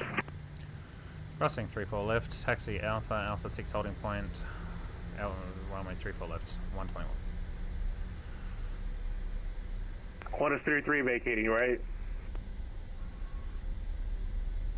Qantas 33, welcome to Sydney, taxi via Bravo, cross 25 to the bay. Crossing Bravo, taxi via Bravo, cross 25 to the bay. Qantas 33. 4025 is ready for 3-4 left departure. Qantas 4025, continue holding. Continue holding 4025. Yeah, there was something on there, and it's gone now. I'll find it, don't you worry. And once I find it, I'll let you know what it is. So, yeah. Ah, there it is. Wow, we'll have a look at that. It's hidden down the side of the seat down here. So we'll have a look at that when we get up in the air. I wonder if we can grab it. Qantas 4025, runway 34 left, clear for takeoff. Oh, is that night vision? Clear for takeoff, runway 34 left, Qantas 4025. That is good. We drag that around. Oh, we can't use it? Tower velocity Bugger. 25 ready. This has got to be. Velocity 925, runway 34 right, clear for takeoff. Now that's cool. Yeah, right, Tower, just confirm the departure frequency is still 122.8. Velocity 925, you'll be amended departure frequency 124.4. 124.4, thanks for letting me know. Is he online yet? Yeah, he is. He's online.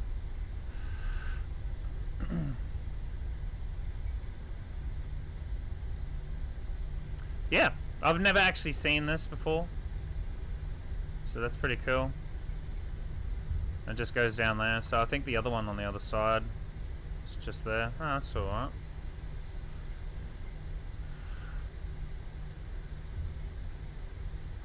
Yeah, we got our flight bag and our radio headsets. Qantas 4025, contact Sydney departure, frequency 124.4. 124.4, 4025. Alrighty, so we're all pretty much ready to go.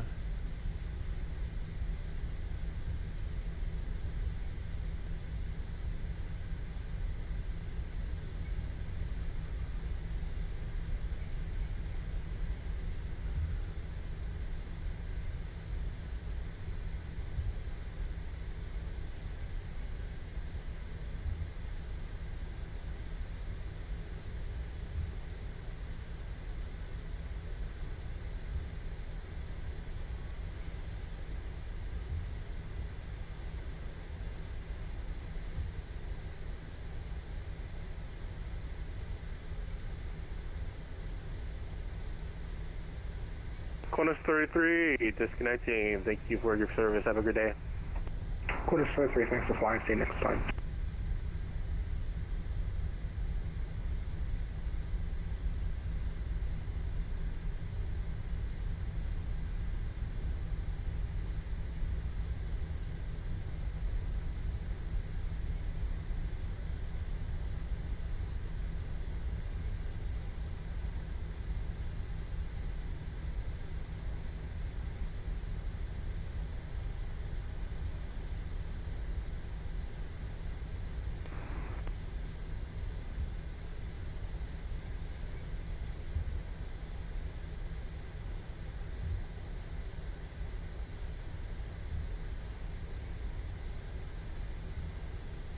How you going? Welcome to the stream, mate. Velocity 925, contact Sydney departure, frequency 124.4.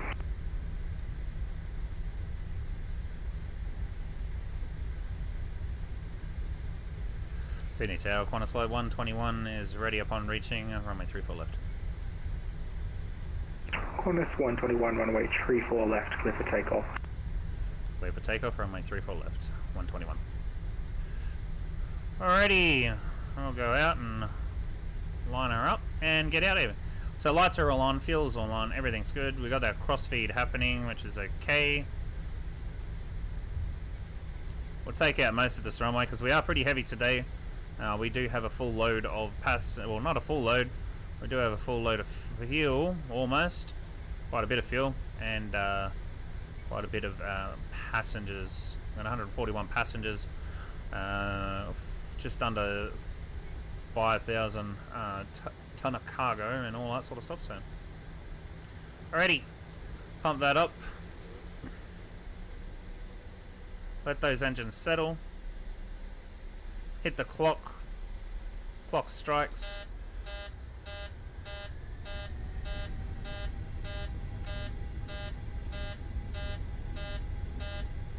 Airspeed's alive.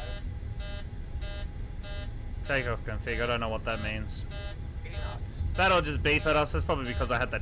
I don't know why that was turned off. To be completely honest with you. Morning, Qantas 520 for Brisbane. Don't worry about it. E1 rotate. E2. Qantas 520, stand by. There we go. Gear up.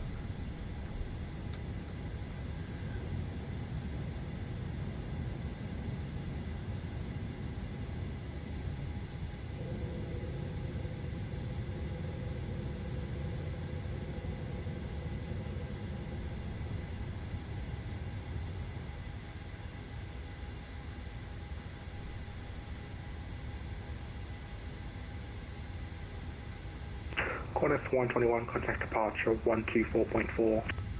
Contact departure 124.4, 121. Qantas Sydney departure, Qantas 121 with you, passing through 2,500 to 5,000. Qantas 121, g'day. Sorry, climb via the SID, flight level 280. Climb by the SID 280, 121.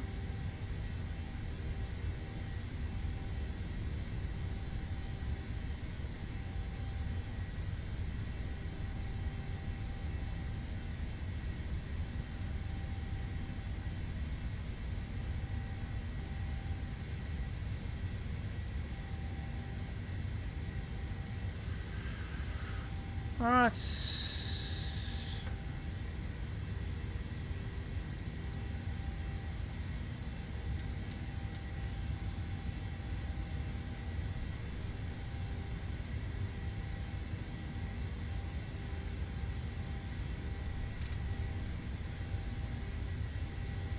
And Qantas 121, you're identified.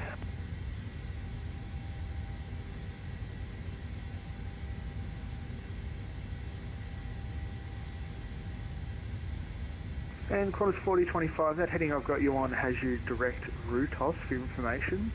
Resume our navigation, track direct RYZEN. Continue current heading, track direct, 4025.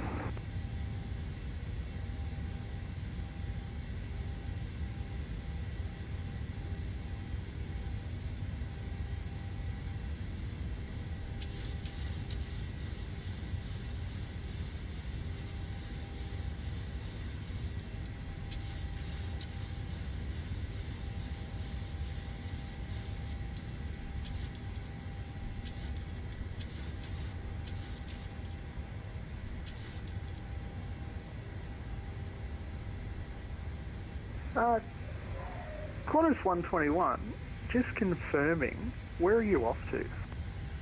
I'm heading out to Queenstown. He gave me Richmond 5 departure. I was set for Wollongong 2 departure, but yeah, 121.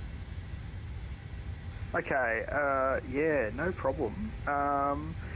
Cancel the SID, turn left heading 110. Turn left heading 110, 121. $10,000. Ladies and gentlemen, you may now use electronic devices. Once we reach our cruising altitude, the flight attendants will be making their way to the cabin with food and drink. Now sit back, relax, and have a great flight.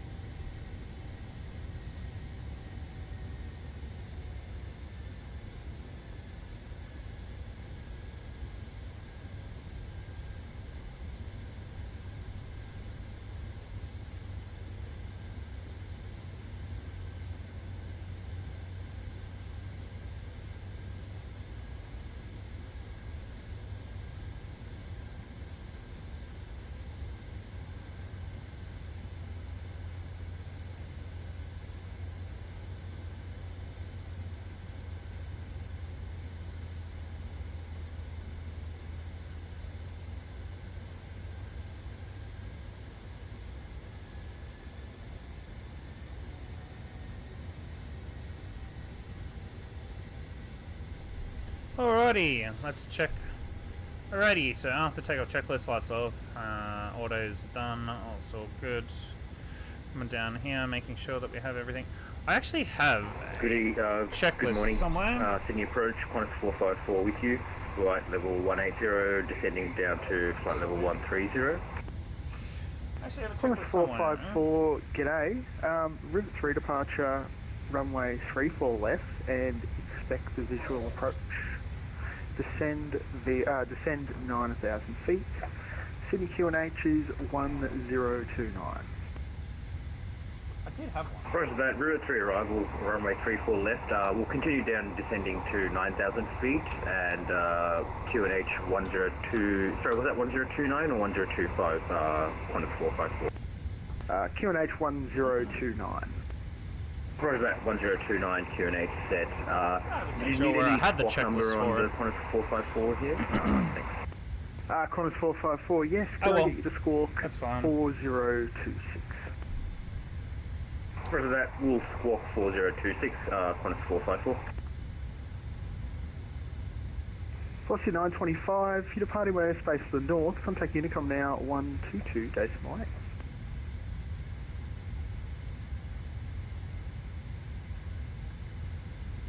Velocity 925, departing by airspace to the north, contact Unicom 122 decimal 8, g'day. Unicom 122 decimal 8, velocity 925.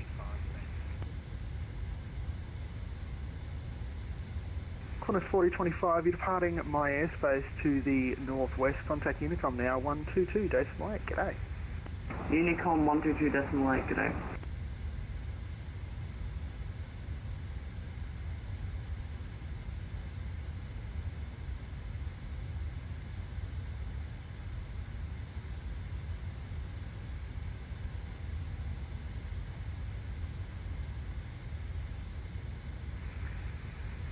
Sydney approach, good day. Qantas 9 Papa Whiskey Heavy with you, descend for flight level 130. Qantas 9 Papa Whiskey, g'day. Runway 34 left, expect the visual approach and descend 9,000. Can you also squawk 1434? Goodbye, Sydney. Next, however many hours until we leave. 34 left. 2 hours Qantas 49. 9 Papa That's not Whiskey too bad. Heavy, the visual approach and descend 9,000 feet, squawk 14.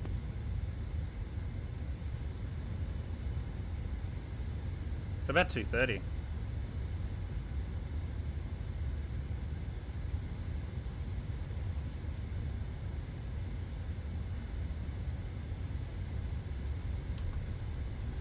Roughly about 2:30 anyways. So that's alright. Qantas 121, turn left heading 100. Turn left heading 100 and 121.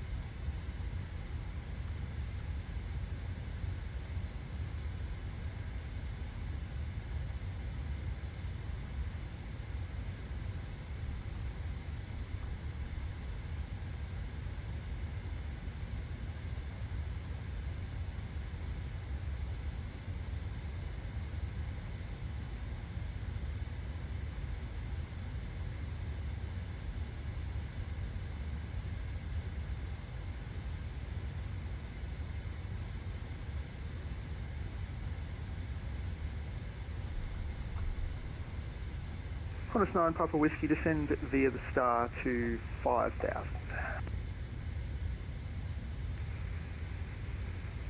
Descend via the star to 5,000 feet pure. Qantas.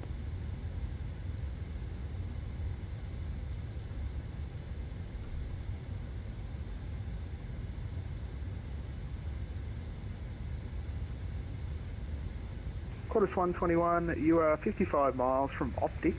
Resume my navigation, track direct Optic. Resuming AIM navigation, track direct to optic 121.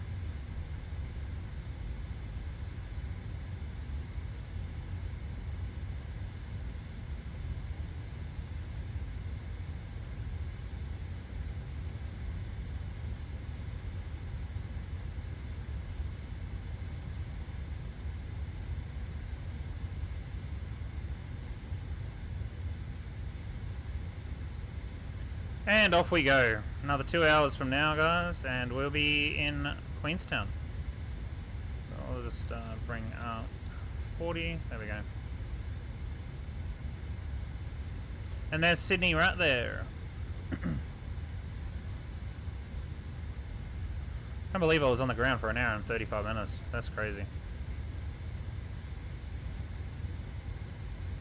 Oh well, we're out of here now, so... Qantas 454, descend via the star to 5,000. So we should have 4.9 tonne of fuel left when we get there. 454. So we've got quite a bit.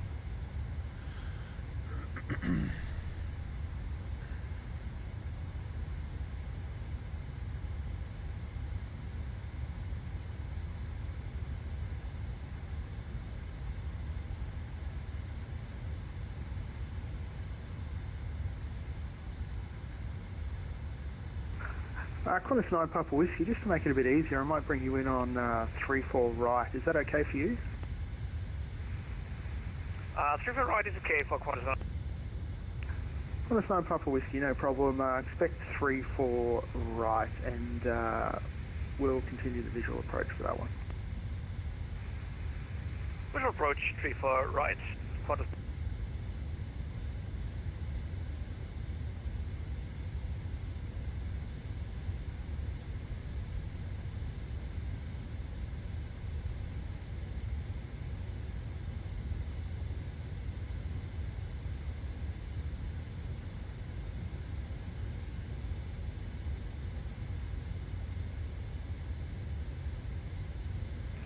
Qantas 9 Papa Whiskey, descend via the star to 3,000 feet, and from Tessat, turn right heading 130. High to start to 3,000 feet, and after Tessat to 130. We should be almost out of their airspace Qantas now. 121, you're departing my airspace vertically. Contact Unicom now, 122.8, and thanks for flying. Sorry about the SID problem. That's all good. 121 monitoring Unicom 122.8. G'day.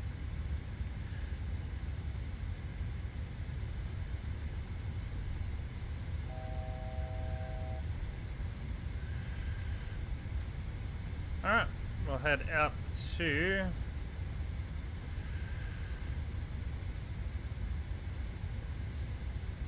350, I think, is our flight level. Yeah. Evens east, evens west, odds east. I get them mixed up, always get them mixed up, but that's okay. We're out of there.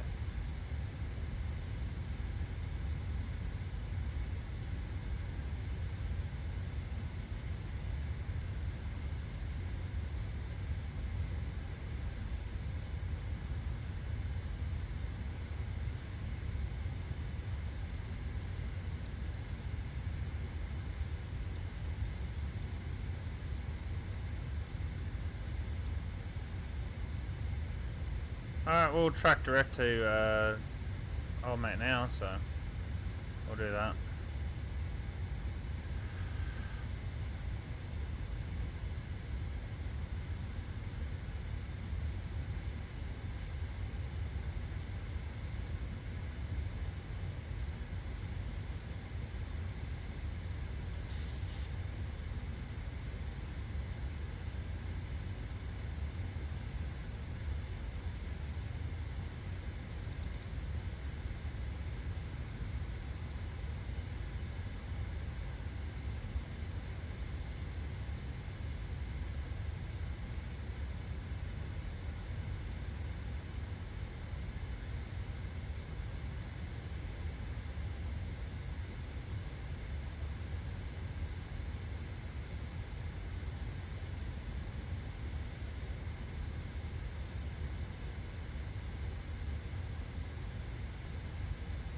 How you going? Welcome to the stream, mate.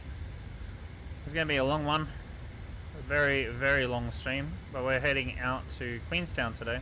So in the next 2 hours and... let me have a look. Just look over on the other screen. Next 2 hours and 5 minutes. If you want to come back and watch the landing in Queenstown, by all means. You can do that. Otherwise, just sit back and relax and enjoy the lovely blue ocean.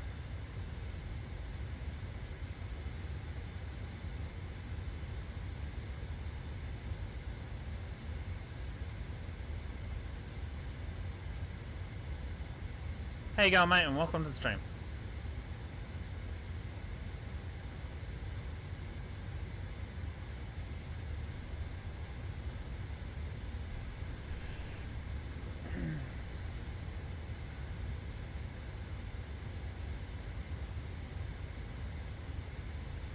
So we got a lovely tailwind there, 51. That's not too bad.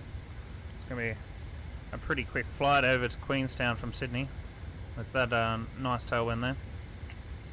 What we'll do is, since we got that tailwind, we might pump up the speed as well. So speed intervene, and we'll bring it up to 0.81.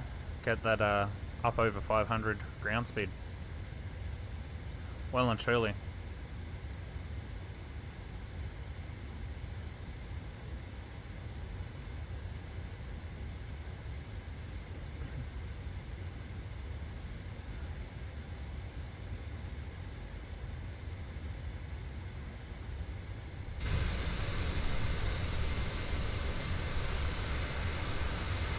And there's a 787 and all its glory, 37800 in all its glory. Such a lovely aircraft. Do I still have the lights turned on? Insane, I do. That's crazy.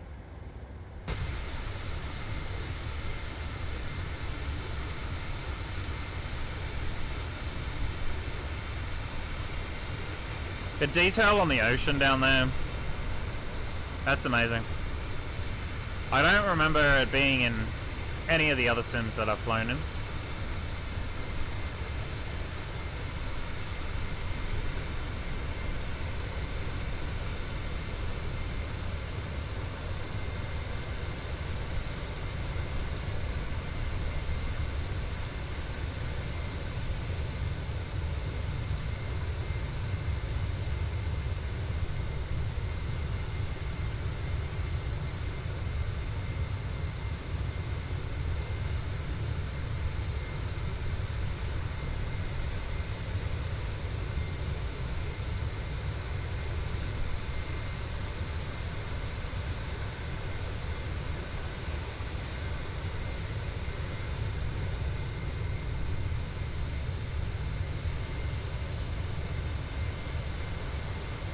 It's really good. I do love this aircraft a lot. Yeah, it is just... Yep, I'm a Boeing guy.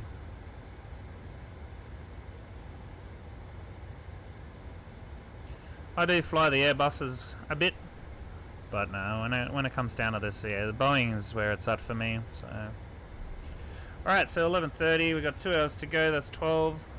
So I'll be landing around 1:30 my time here in Australia, so that'll be good. I can go out for lunch and enjoy life. I do need to go get some fuel for my car at some stage.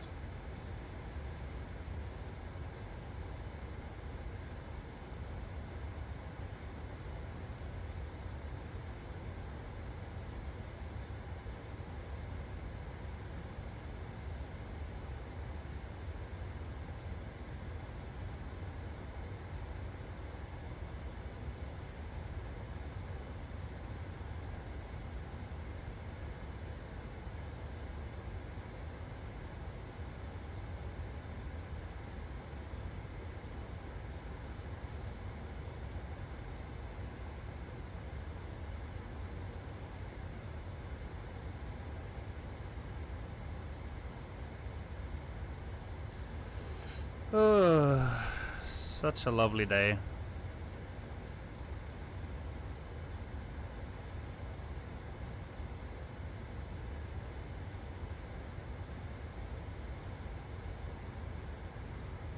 $1,000 to go. 514, 513 knots on ground speed, which is great. We're absolutely killing it.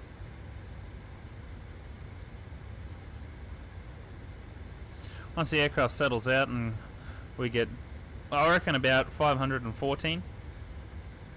If we can push 515, I'll be happy. Might be able to push it. Let's see if we can get...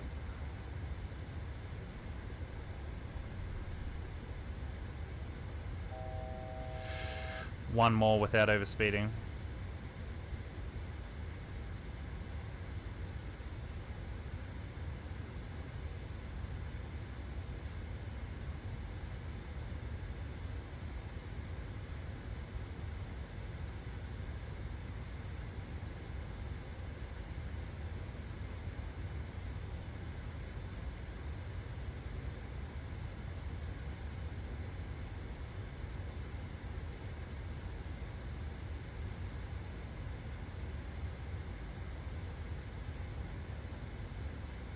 There it is. Ladies and gentlemen, at this time, the We're flight there. attendants are coming around with food and drink. You may also unfasten your seatbelt and move around the cabin at this point. Please enjoy the rest of the flight. Alright. Well, I'm going to stop to height. We're sort of leveling out now. We have an hour and 51 minutes until landing. So, an hour and 51, so that'll be... yeah, 120. 120. So about 1 o'clock we'll be starting to look at when we can land. So for here on out is watching YouTube and relaxing and enjoying the ambient sounds of the simulator.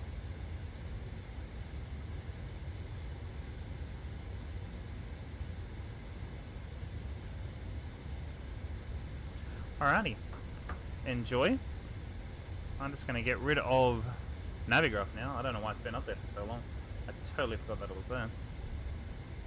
What I might do is I'll just leave it here. So you can see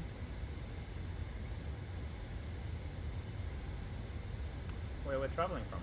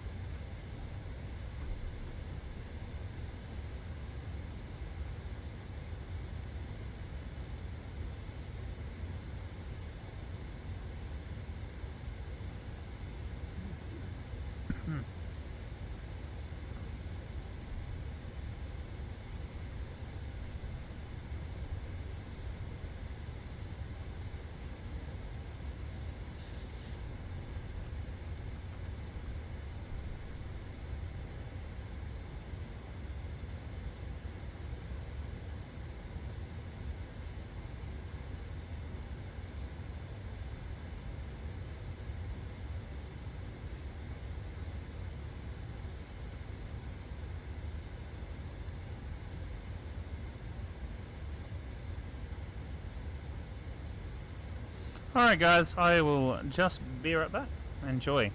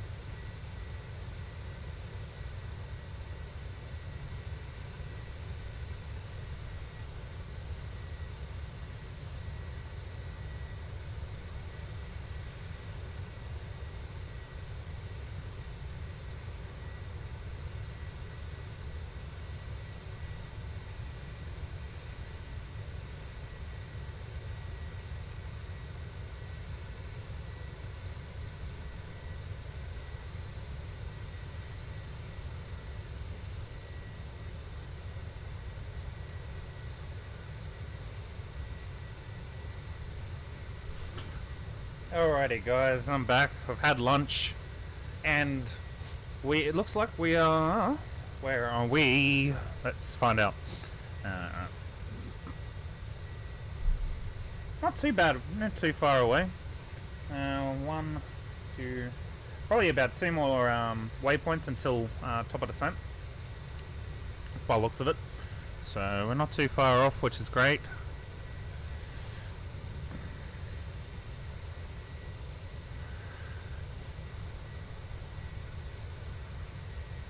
Alrighty. So we're gonna start having a look at the runways. Now I'm hoping that 2-3 will still be the approach that we do.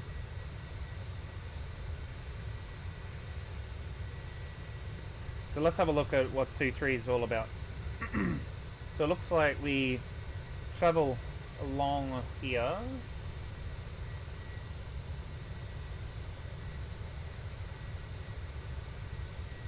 To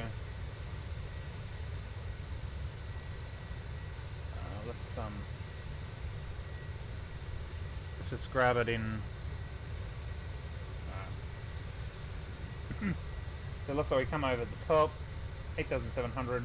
Looks like we're about at 8,700 the whole way until about 6,700 here, and then we follow the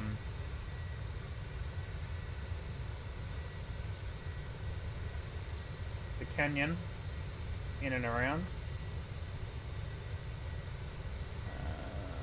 6,700, coming down to 5,100, 4,200, 3,300, and then our last point of call for the runway, 234 degrees for the lineup.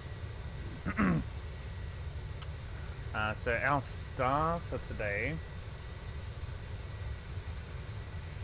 was 4 Bravo.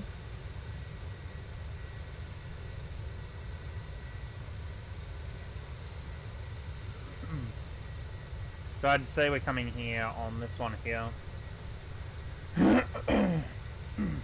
Excuse me. 250 knots. And as you can see, the flight level that we have here, it looks like we're... It says 8,000, but it says 11,000 there. Kind of weird. Not 100% sure there.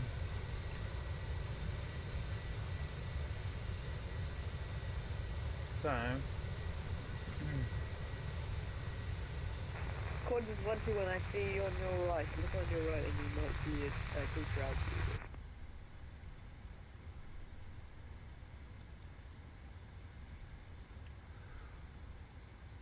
Last call sign, say again. New Zealand 223, Quad is 1-2, and good to see you out there. You too, mate. 121. 223, how long have you been flying for? We left Sydney probably just over an hour ago. Got another 45 minutes until Queenstown. Very nice.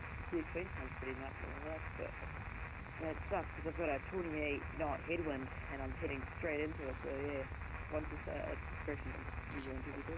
Yeah, I've had the tailwind the whole way. It's been great. We'll make, I think we'll be arriving 15 minutes early.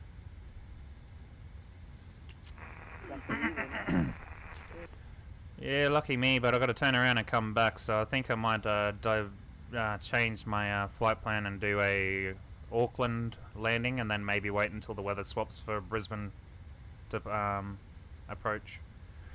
Yeah, very nice. I'm trying to do like around the world trip at the moment, since like the first league I'm going, and then I'm probably going to go to Perth, then Africa, and then etc. Oh yeah, nice. So you flying an airline or in GA?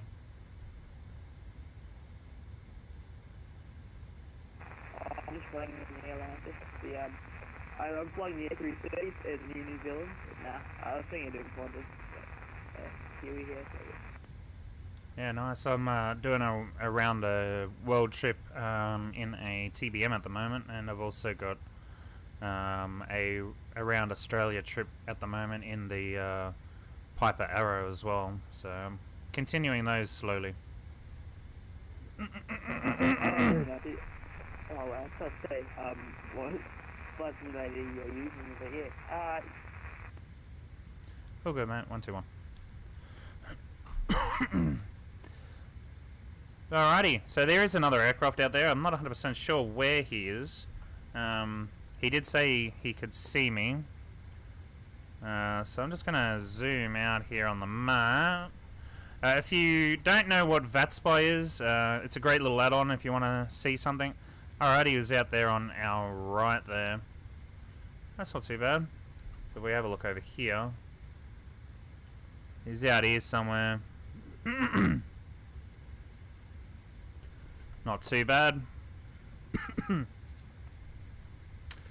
Alrighty, so for sake of getting ready to land, so we're going to go ahead and set up our runway. So we got VD. What are we going to do? RNAV. I reckon we should do RNAV approach for runway 23. That is an RNAV.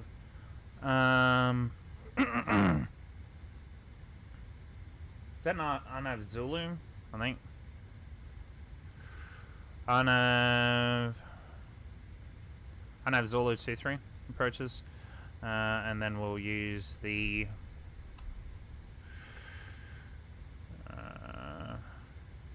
UBDA 4 Bravo roll. Yep. Okay. Unable to do 250 knots. Yeah, that's alright.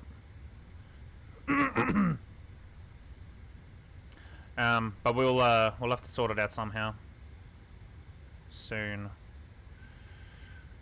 We might have to do level change just to get down to old mate. So we're trans-leveling. Trans-level. Ooh. I wonder what that is. Let me have a look at the transitioning. I think we're transitioning from... Yep. Let me pause that for now. I think that's what I'm doing. So we'll just go ahead and we'll activate that. We'll go legs. Let's plan the flight. Let's bring the plan. It's 160. Let's bring the plan down to 40. We'll step this out, shall we? Alright. So that's about right. That's about what we'd want. Alrighty. So once we get to this location here,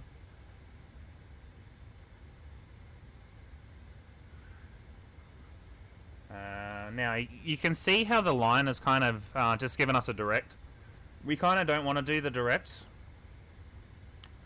So you want to have a look at the approach that I have set up here on things. So once we get there, we kind of want to come around over the top of it. Alright, so QN7. So what we need to do, we need to add that. So what we'll do is we'll type in QN 779 and put that above.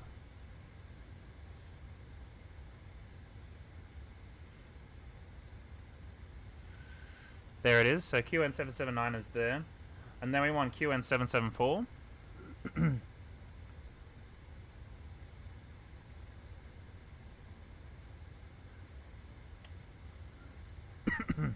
And as you can see, it kind of comes around. So that's what we want to do there. And then we're going to close that off like that.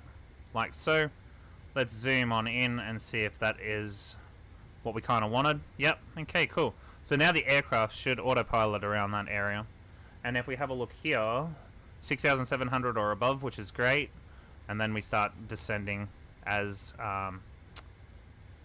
as the aircraft has asked us to do, which is great. So we'll just have to make sure that we're unable 250 knots at there, so we'll see how we go. We can make the aircraft do that, but that's okay, that's no biggie. Alright, so we're good on that. We'll go back to map and we'll set that back to 80 nautical miles. Excuse me. So 250 flight level. So what flight level do they want us to be at? They want us to be at anywhere between 240 and 145. Oh, flight level 150.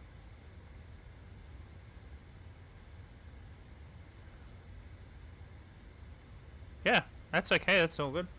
Alrighty, so now we need a few other bits and pieces from the thing. So the final approach for the aircraft today, for the runway, is 234. So let's change both courses to 234. Now, you'd normally just do this for the ILS, as the ILS needs to have some sort of track, but you can do it for this particular flight. We'll just set the heading back to that, and that's okay. Alrighty, so now the decision height is 2709. We're going to use Barrow for this, we're not going to use radio. So 2709, so we're just going to set this all the way up to 2709.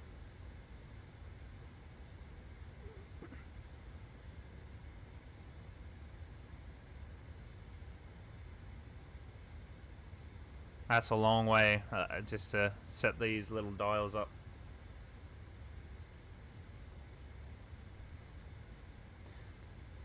So you should be able to see everything that I'm picking up off Navigraph right here. Navigraph is a subscription based. You don't need it. You used to be able to use it for your FMC data and stuff for your aircraft, your ARAC cycles, but now I only pretty much get the subscription for the charts. The charts are next to none for the flight simming world. You can use real charts for the sim, but having this and a moving map, I just love it. And if I'm not flying, I just cancel the subscription.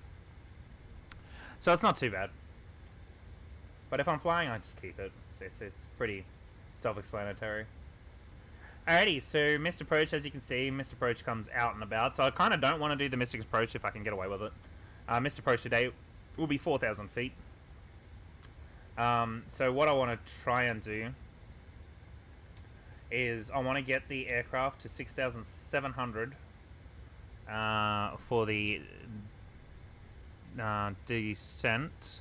So alright, we got a little bit to go. So we'll set that to 150 just for now, and we'll set the altitude as we see fit.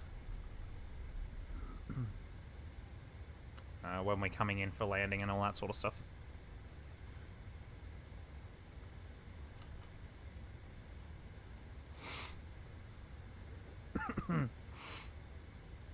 Alrighty, so missed approach, as you can see, we have the missed approach here. Missed approach will be 4,000 feet, 9,000, so we'll be climbing through to 3,200, 4,000, and we'll be coming around the island, the mountain here, and around out through the canyon down below here, and we'll be going out to about 10,000 feet on the missed approach climb, climbing to 10,000 feet, missed approach track, to standing 10,000 feet, so yeah, we'll be doing that, and then we'll probably climb up to about 1,500, turn around and come back up to our star to try and do it again. So hopefully we don't have to do it again, but we'll see. Now the altitude of the touchdown zone is 1,171, so we'll need to set our landing altitude to the nearest 50. So the nearest 50 for that will be 1,150, 71, so really if you wanted to, we could set it for that 1,200 to the nearest 50, because it is actually closer to the 200 than it is to the 150. Alright, so that's the landing altitude all sorted. That's our That's that there. Okay, so now we have 5.4, so there'll be 4.3 ton left on that. So if we take that away from 5.4, that'll be 1.1. So we can go ahead and take that off here. So that'll be 6.1. That'll be 63, 62.9. We chuck that in there. We can get our landing speeds. So that plus the 5. So it'll be 150 knots for landing. Now, if you don't know what, if you don't know how to get that back, all you need to do is just go out and come back to the approach, and that'll automatically fix itself up there straight away. Alright, I wonder if New Zealand has a Queenstown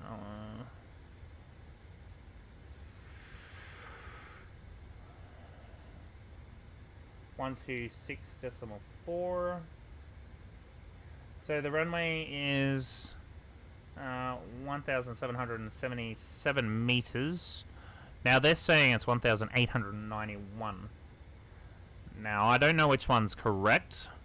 The one in the sim is probably correct for the sim, but when you have a look at the one here, so we've only got a very small runway anyways, so we'll have to be on the brakes as soon as possible. The threshold, as you can see, is probably around about just after Alpha 6 there, and if we can pull in before Alpha 3, that'd be great, as we can see there. So parking stand coordinates pretty much come straight in on Alpha 3, Alpha 4. Try and get into R2, R3, something like that, around there, and come on and pull in.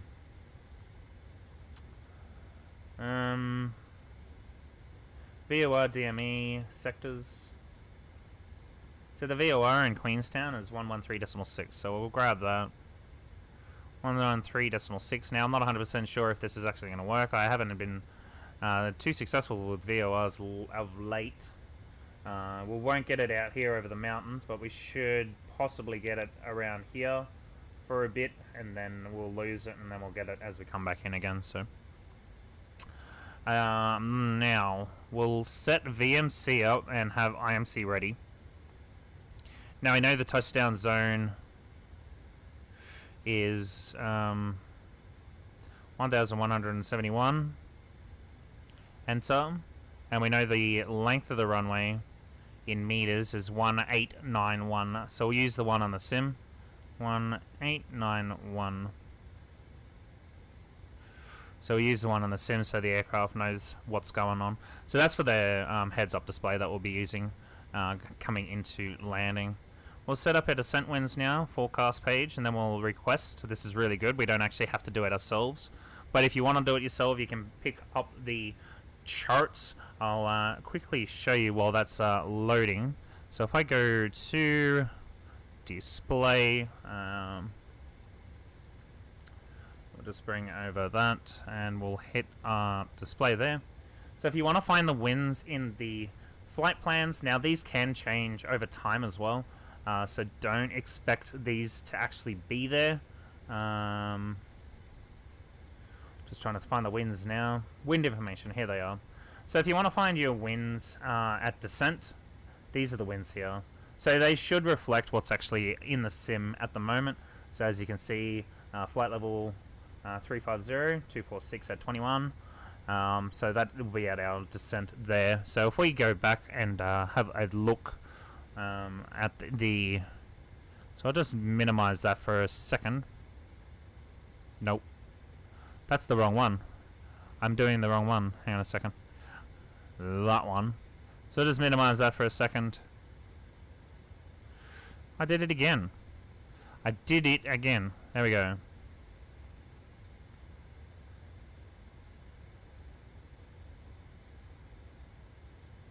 Yeah, okay. I'll just get rid of it. It's not playing. It's not playing the game. Alrighty. So if we have a look at the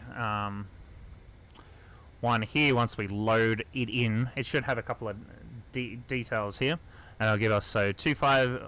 So if I have a look at 250 here, they got 223. So if I have a look at between the 200 and that, it's around about the same.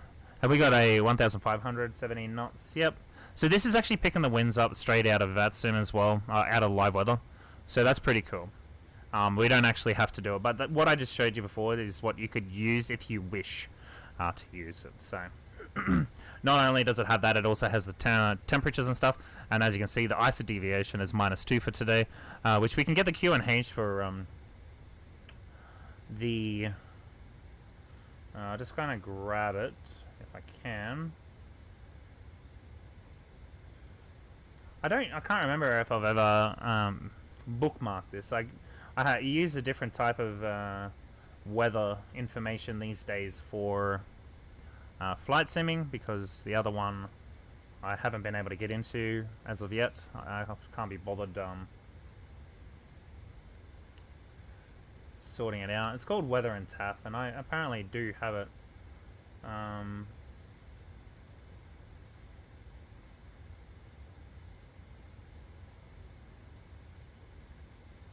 don't know where it is though. Oh, it's under Q Virtual apparently. Oh, there it is. Okay, cool. Alrighty, so NQ NZQN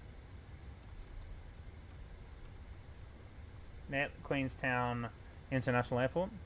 Okay, so yes, the runway is 23. We are using hectopascals 1034 for today's Q and H, and we want 135 at 120 just for today's flight level. We'll hit that there. That is ready to go for the descent. So that is pretty much all we need to really worry about doing. Still saying unable at 250, so that's it. That's fine, because we're above the flight level that we needed, anyways. So that's fine. We'll we can sort that out. What have they got? 244, 250. Yeah, whatever. That's fine. It's not a big deal. All right. So the weather. I'll just show you the weather that we have here for today. This is the website that I use for the weather. We'll get rid of the Navigraph thing just for a second so you can have a look. Alrighty, so we have the VFR. No warning, so it is VFR at the moment. Broken clouds, 12 degrees. 7 knots visibility, and then you got the hectopascals over here, and you can also choose the runway of choice. We're not going to land on 3-2. That's a very small runway, so we have no choice but 2-3. And if you have a look at that, that's tailwind. So runway 14 would be the landing technically, but runway 23 anyways. And then yeah, so we've got all of those there. I'm actually thinking of doing some flights around Queenstown in the Cessna 172. I have a couple of videos coming out for that soon.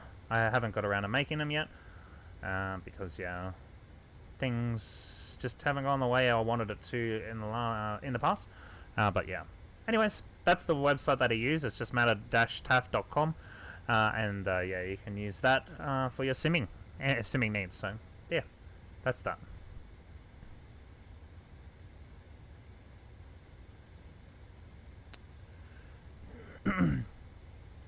Alrighty, so hello and welcome to the stream. Welcome. We are roughly 21 minutes until landing. We're just setting up for the last little bits of the flight. We do have our flight here. We're still not on here at the moment. Just let's check where we are. We're over here at the moment, still coming in. So we'll be coming in and coming around along there. So bear with us. We'll get down there and land. We're not too far away. Looks like we're heaps far away, to be honest with you. Righty. Whoop, I don't want to go into there. But anyways, now that is all sorted, I wanted to kind of show a few people at the end of the stream that may be joining at the end of the stream. that we have this little green thing that I didn't even see in the past that can zip right around wherever you want it, which I think is pretty cool. It's got nice some scratches there. I think this is more for like night vision, possibly, to stop the lights, the lights of the airfield reflecting at you. You also have your little visors there to kind of give you a little yellowy feeling, get rid of the sun. And as you can see, it kind of reflects onto the dash there, so I think that's really cool.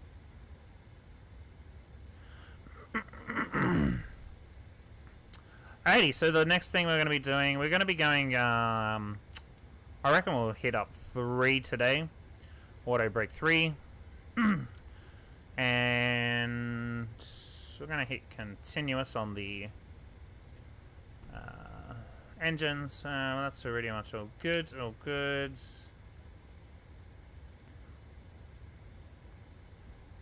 Awesome. Top of descent's coming up now, and we'll be getting ready for our descent.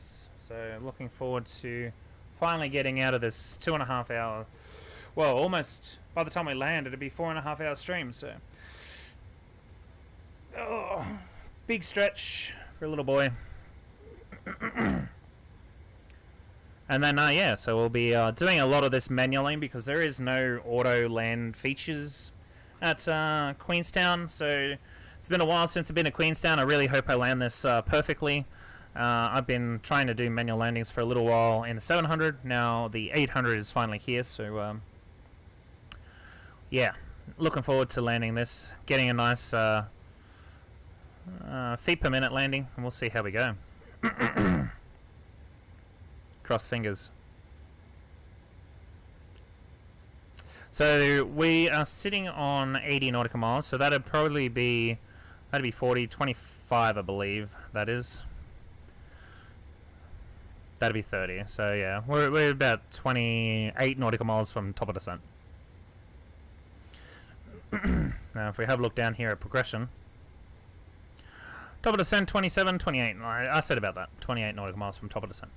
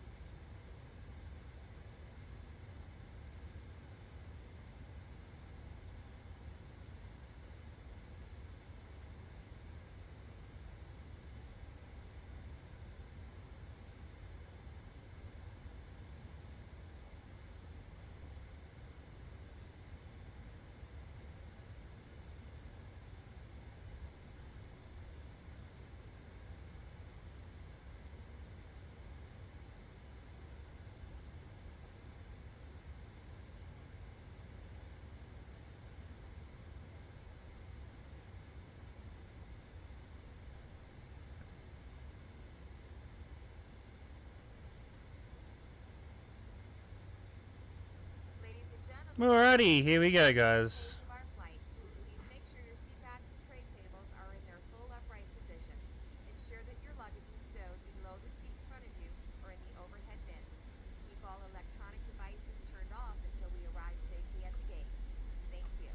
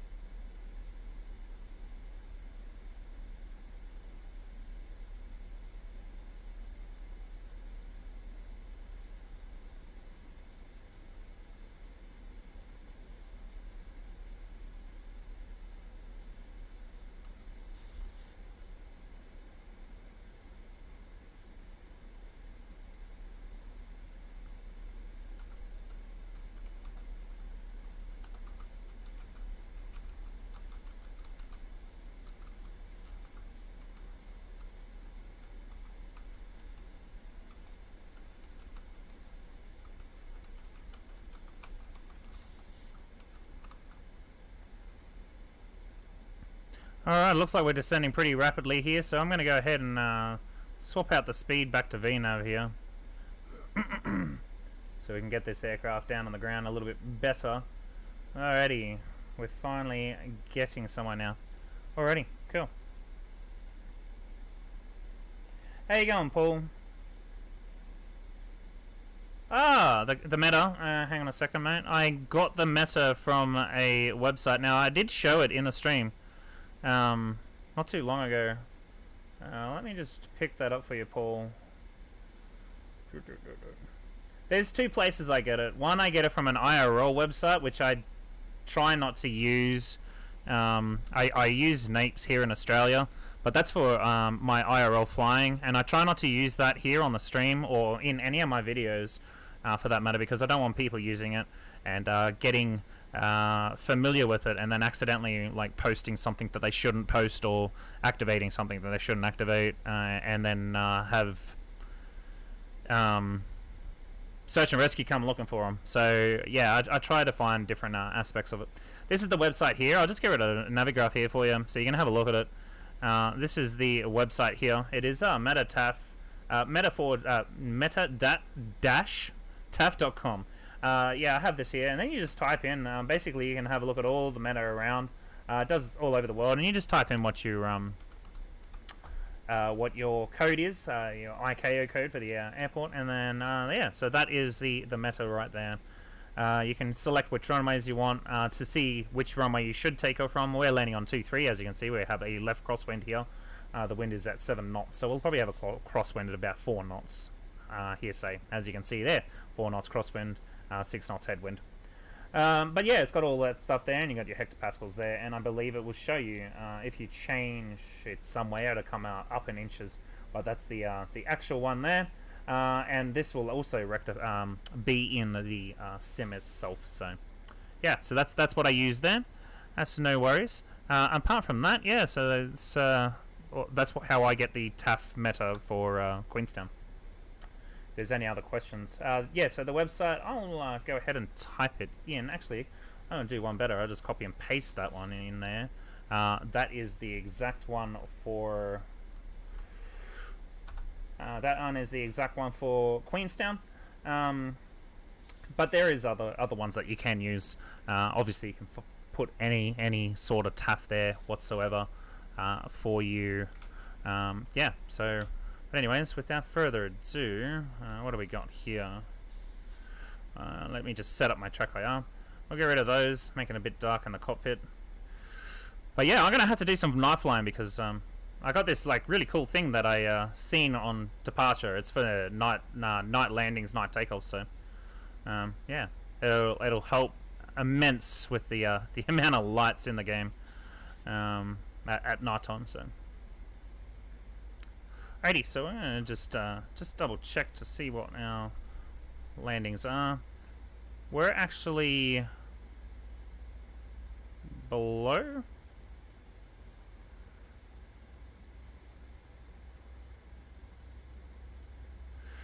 For some reason we're below, so we're just going to quickly jump over to Viz and we'll start descending it at 500 feet per minute instead.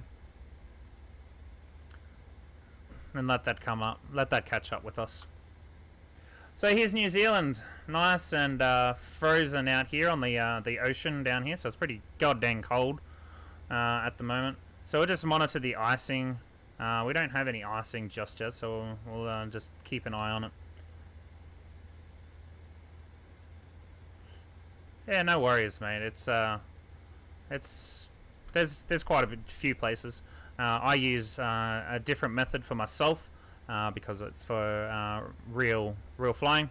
I just don't like using it for the sheer sake of someone messing up, which they have in the past. Someone used it and filed a flight plan thinking it was for the simulator and didn't cancel the flight plan and yeah, search and rescue went looking for him where they shouldn't have, and yeah, it was pretty silly. So yeah, just if you're gonna ever use like I think one of them's Sky Vector, use that for your sim, yeah, but just don't file anything because it doesn't file. It files in the real world, and yeah, that's just silly. Alright, so as you can see, we are well and truly below our glide path, so I'm just gonna bring that glide path back up. So we can get onto the glide path again. We'll set our heading to the heading that we are going, 63. There we are. That's just a rule of thumb, just to kind of keep the aircraft flying in the way we want it. Just in case L9 disconnects, we can go straight on the heading bug. And we're not turning like crazy off to the side.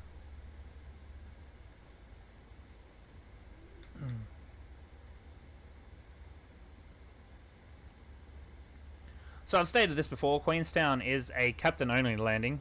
FOs are not allowed to land unless the FO is a captain and has already been graded to land at Queenstown. I believe they have to do 10 landings in the simulator before they can actually do this in the real world. And they need to have a qualified FO captain that has done the landings and qualified in a sim to guide them through the landing.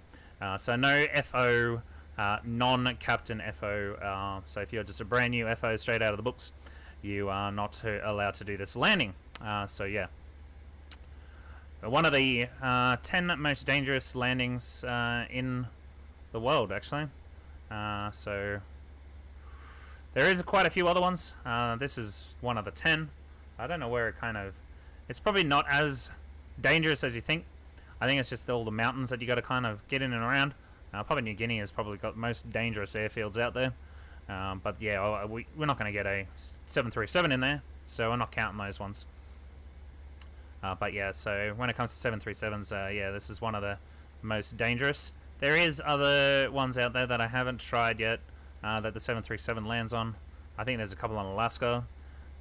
There's kind of a mountainish sort of area.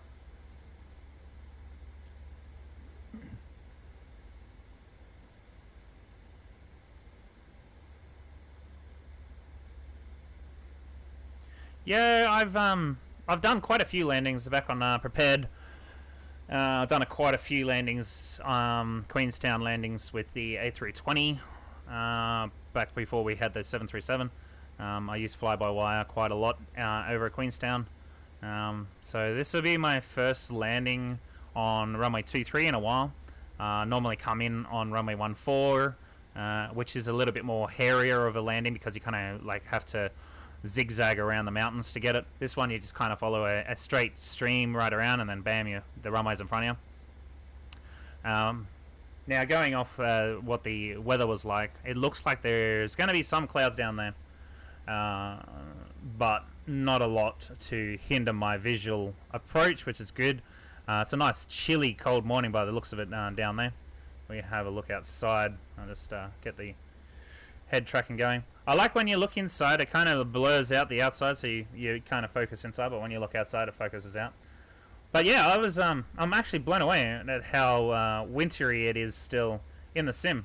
It is really nice. Apparently there's a mod for winter, summer, and all that, but I don't have that. And all I have to do is change the seasons, or change the time and date, and yeah, the weather is different, so yeah, it's really good. I haven't done a night landing. Actually, no, I lie. I have done a night landing in Queenstown. I think I did an Auckland to Queenstown in the A320. I think I was flying for Jetstar at the time. And that was also a runway 14 landing. Yeah, it's pretty nasty. Pretty nasty. So yeah. Anyways, I think we are well and truly over it. So I'm just going to chuck on VNAV now and see if we can get back on par now.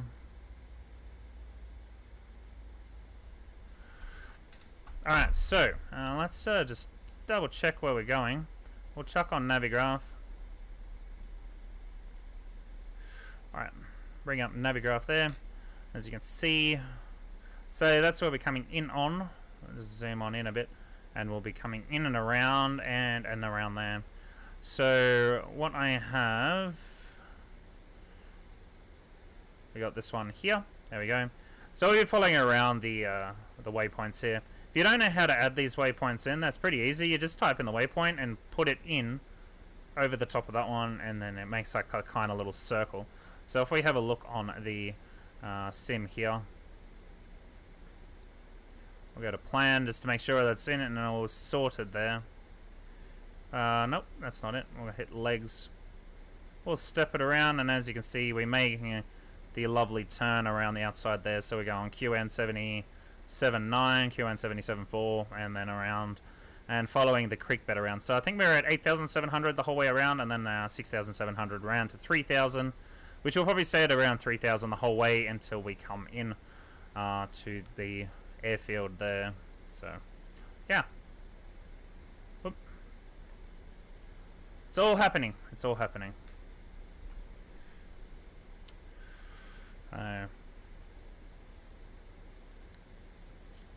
The current time here in Brisbane is 1:29, so another 10 odd minutes I think until we land, according to this. 7 minutes. So about probably another 10-20 minutes because we've got the shutdown and all that crap to do as well. Alright, so we're coming in at 1,500 or above, flight level 150, sorry. So we've got to be above and between, so 124 decibels, flight level. Okay, so it looks like we are slowly catching up to our glide slope here. We've got the speed on par now, which is good. I'm happy with that.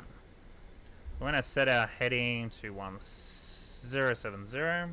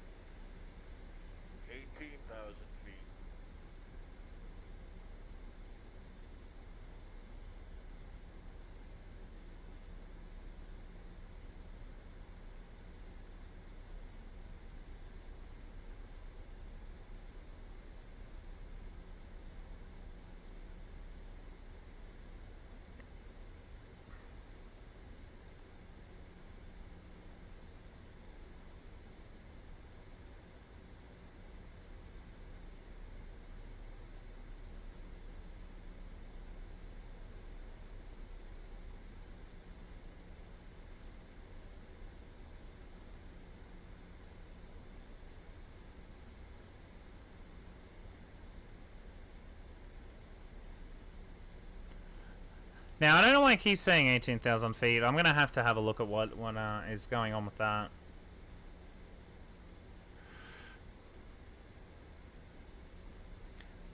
So what we'll do...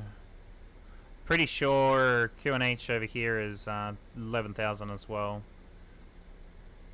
So we'll just leave that for now.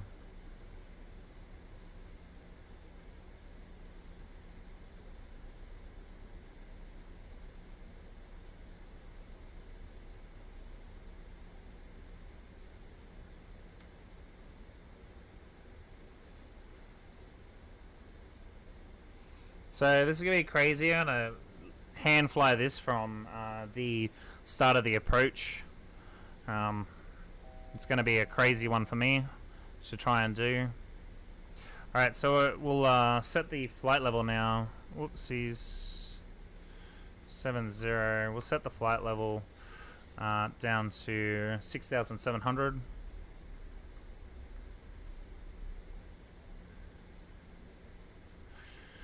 Flight level 6,700 and set. When we take over,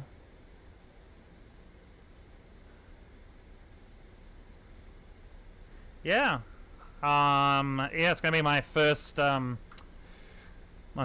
flight. Normally I let the autopilot take me all the way to the airport, but I thought I'd kind of change it up a bit this time.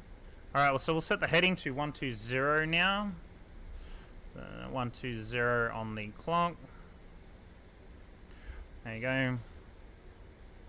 Heading selected for 120. We'll go ahead and chuck these standard out now. Now I think it was 12. What was the weather? Just 13. So 34. All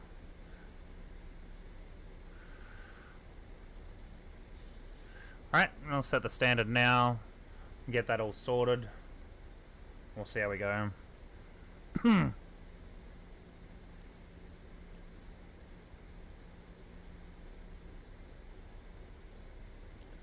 Alrighty, so we're a little high.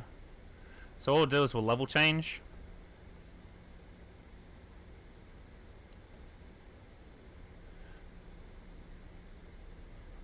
Let's grab the... Alrighty, so 6,700 is the... So when we get there, we'll disconnect. We gotta stay above 8,700, I believe. For majority of it. At the moment we're above the flight plan, so I'm happy with that. Looks like it's decelerating us just here, so we're going to be going even slower again.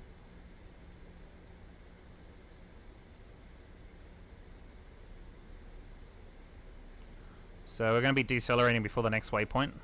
The next waypoint we have to be at 12,606 apparently. So that's what it's roughly going to be at.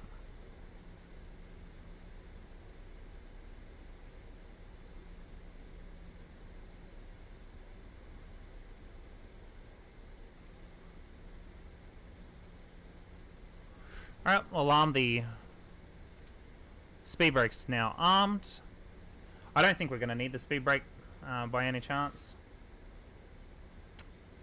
But yeah, we'll see.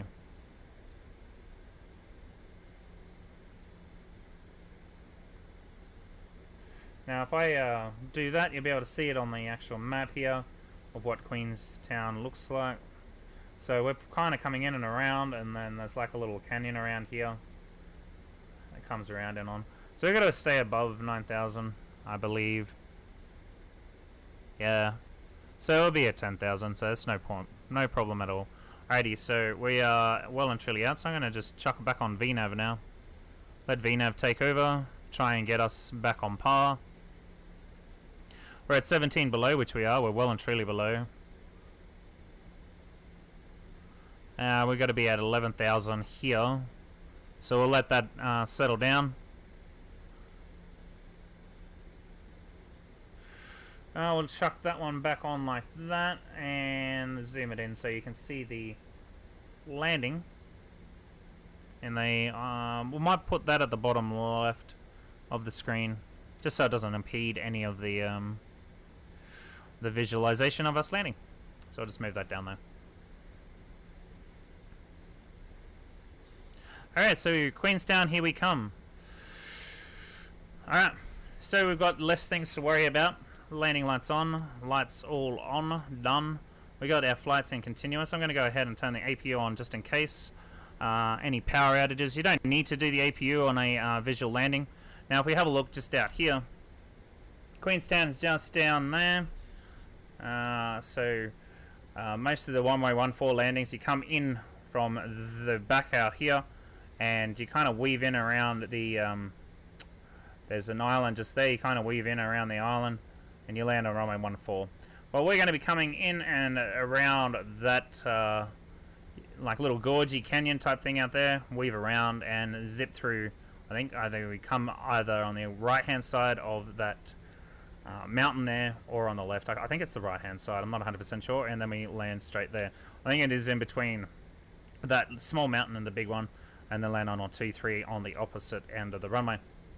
Okay, so we are coming on in now. So this is where it starts becoming apparent that things are going to go hairy very, very quickly. You can have wind shears, you can have all sorts of stuff, but thank God for the weather gods today that we have got a very nice clear day. I wouldn't mind doing a nighttime landing eventually. So yeah, just something to look forward to in the future. So the good thing is the this sort of landing is already a quite slow approach. As you can see, we're doing at 115 knots. We haven't even got our flaps and gears out yet. So we'll be doing 150 knots on the way in. So yeah, already 10,000 feet, and they can go on now, which is all good. You can turn those off.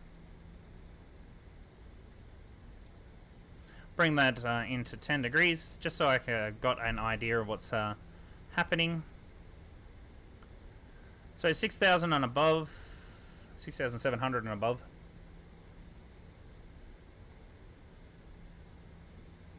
I've been meaning to do a whole flight on the first officer's seat, but I do most of my flights in the captain's seat these days.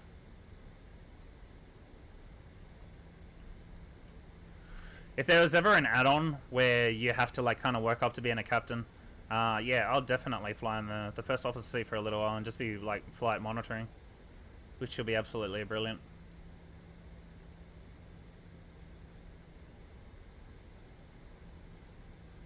So we should dash over the left-hand side of this mountain here, and then like you can kind of see the ridge line just dip over there. That's where we'll be coming in around, and we'll be coming in around the left-hand side of those mountains just over there that I'm looking at just there.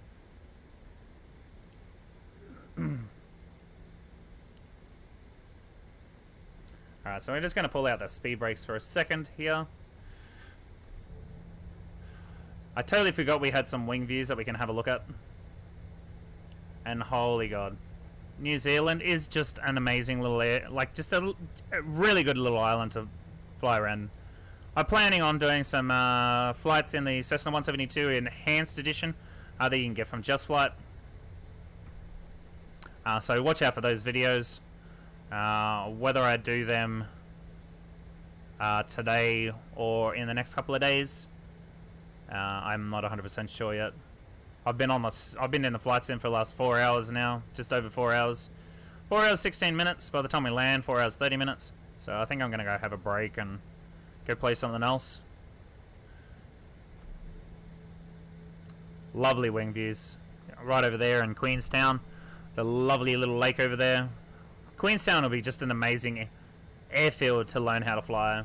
I envy those people that get to fly over there. It's just a really lovely area to kind of get out there. You're really high as well, so you learn how to fly around mountains. You learn how to fly around, like to fly up in altitudes. So yeah, it'll just be really good. Whereas in Brisbane, I just fly around sea level, which is good.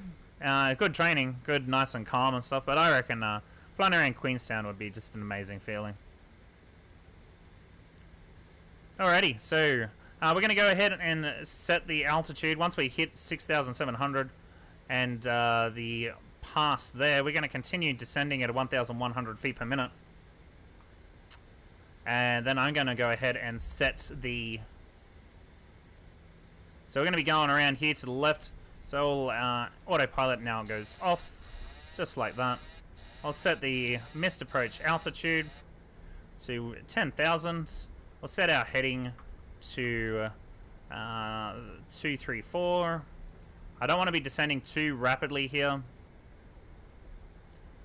I just want to kind of go down nice and slowly. 234, there it is. And we're going to bring the thing into like 5. Alright, so we're going to be above 5,100 here, so we'll start descending now.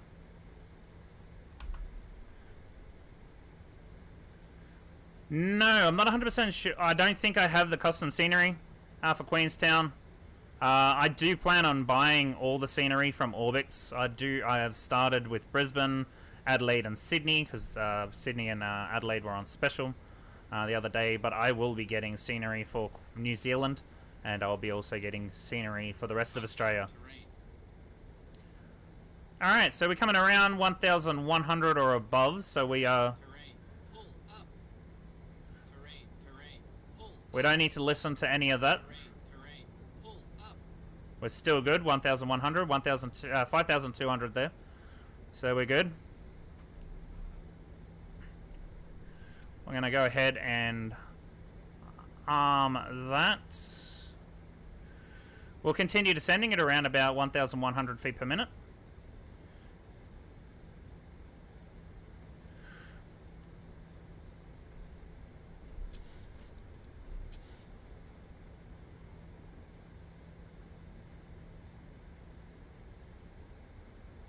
So 4,200 or above, which is good. And we'll select flaps 1. Pull out our speed brakes, get those speed brakes down. I would love to show you some wing views, but this is a very hairy landing. So unfortunately, the wing views is not going to happen as much as you probably think, guys. Alright, so we're coming down to flaps 1, so we're set to flaps 5 now. There's flaps 2. That's flaps 5. We'll set our speed brakes back to armed. And we'll continue descending down to 3,300. We're a bit high now, so keep descending. Probably about 1,100. And there's our runway. Runway in sight. Good. Alright, so flaps down 15.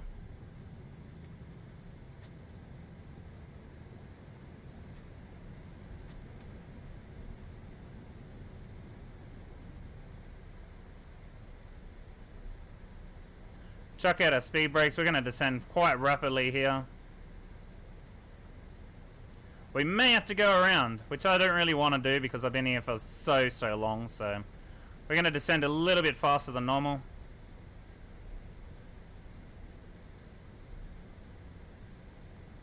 Alright, speed intervene. We'll go down to 5,150. And we'll select full flaps to 30.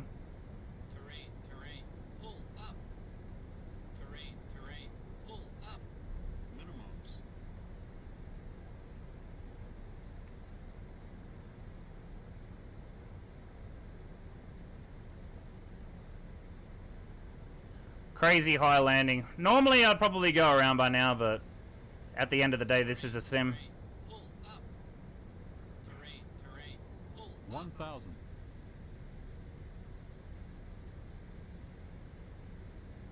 Sink rate. Sink rate. Terrain. Pull up. Alrighty, we're back on it. 500. 400. Auto throttle off.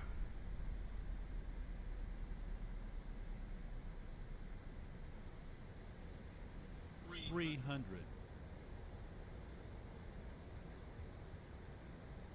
200. 100. And idle. 40. 30. 20. 10.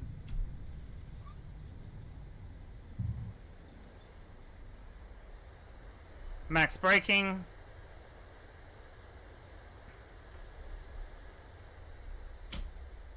I really hope that wasn't too hard for the passengers back there, but we got down anyways. And unfortunately I didn't do any calls whatsoever on VATSIM. But there was no one on VATSIM, so it's not a big deal. But we'll do another one.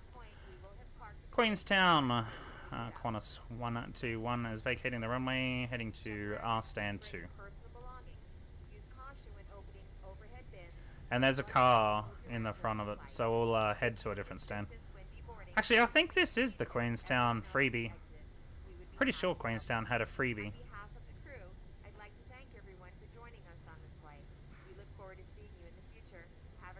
So I think I do have Queenstown Orbit. So I think it was a freebie scenery.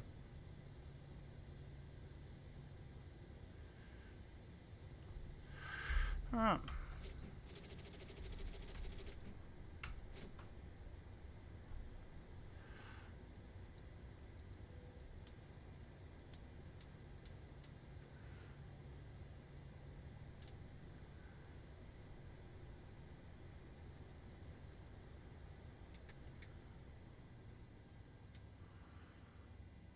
Alright.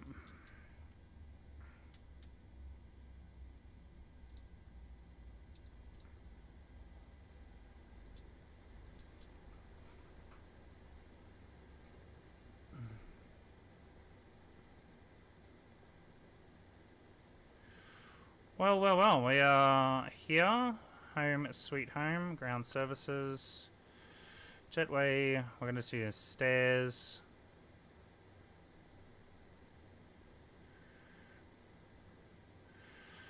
Doors open. Extend. Cargo. Ground services. Shots on.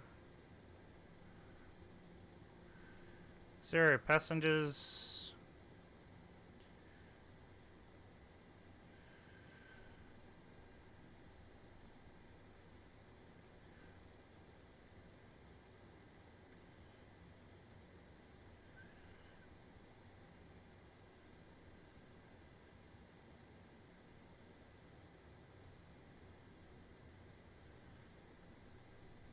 And I think that's about it, so we'll just get the power cart and that'll be pretty much done for the day.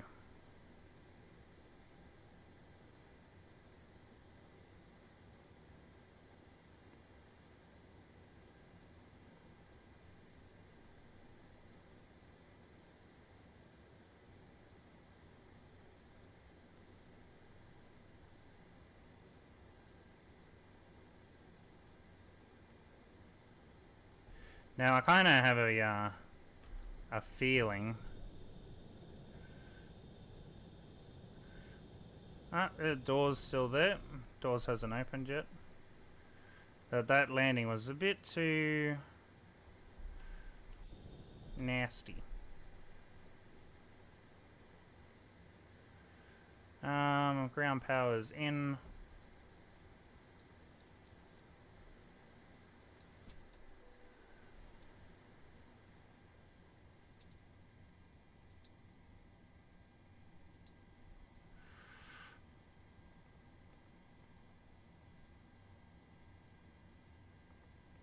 So you can't deplane the aircraft unless it's jetway, start deplaning.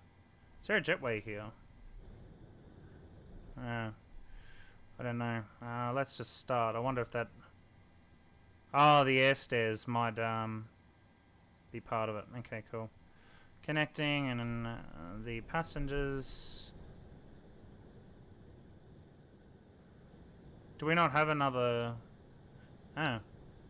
Uh-oh. Oh, I'm going to start unloading. Approach hold. So release those carts. I need to get the loader in first. Alrighty. I'm just going to go ahead and check to see what I got for that landing. I don't think it was a good landing, but we'll see.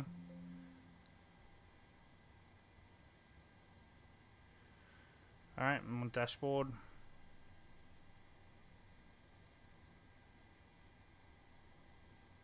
logbook. 380 feet per minute. Not too bad. Not too bad at all. I did blow out my perfectly good score of 244. Now it's 245. But oh well, whatever. Approach hold, apparently. So anyways, yeah, we landed safely, nonetheless, at Queenstown. And I do believe this is the a freebie from Orbix. It does look really good. I'm not 100% sure. It could be... Oh, I don't know. I did get one from somewhere. I just don't know where. I get all my scenery from Orbix because Orbix is an Australian company, and I kind of want to keep the money in Australia. So we'll get rid of V-Pilot for now. We don't need Navigraph anymore. Oceanic. Yeah, mate. No worries. I'm about to jump off myself. Yeah, I don't think Orbix is there. NZQN. Not yet anyways. So I don't know where I got this airfield from, to be honest, but it is a really nice looking airfield. Anyways, guys, thanks very much for joining the stream.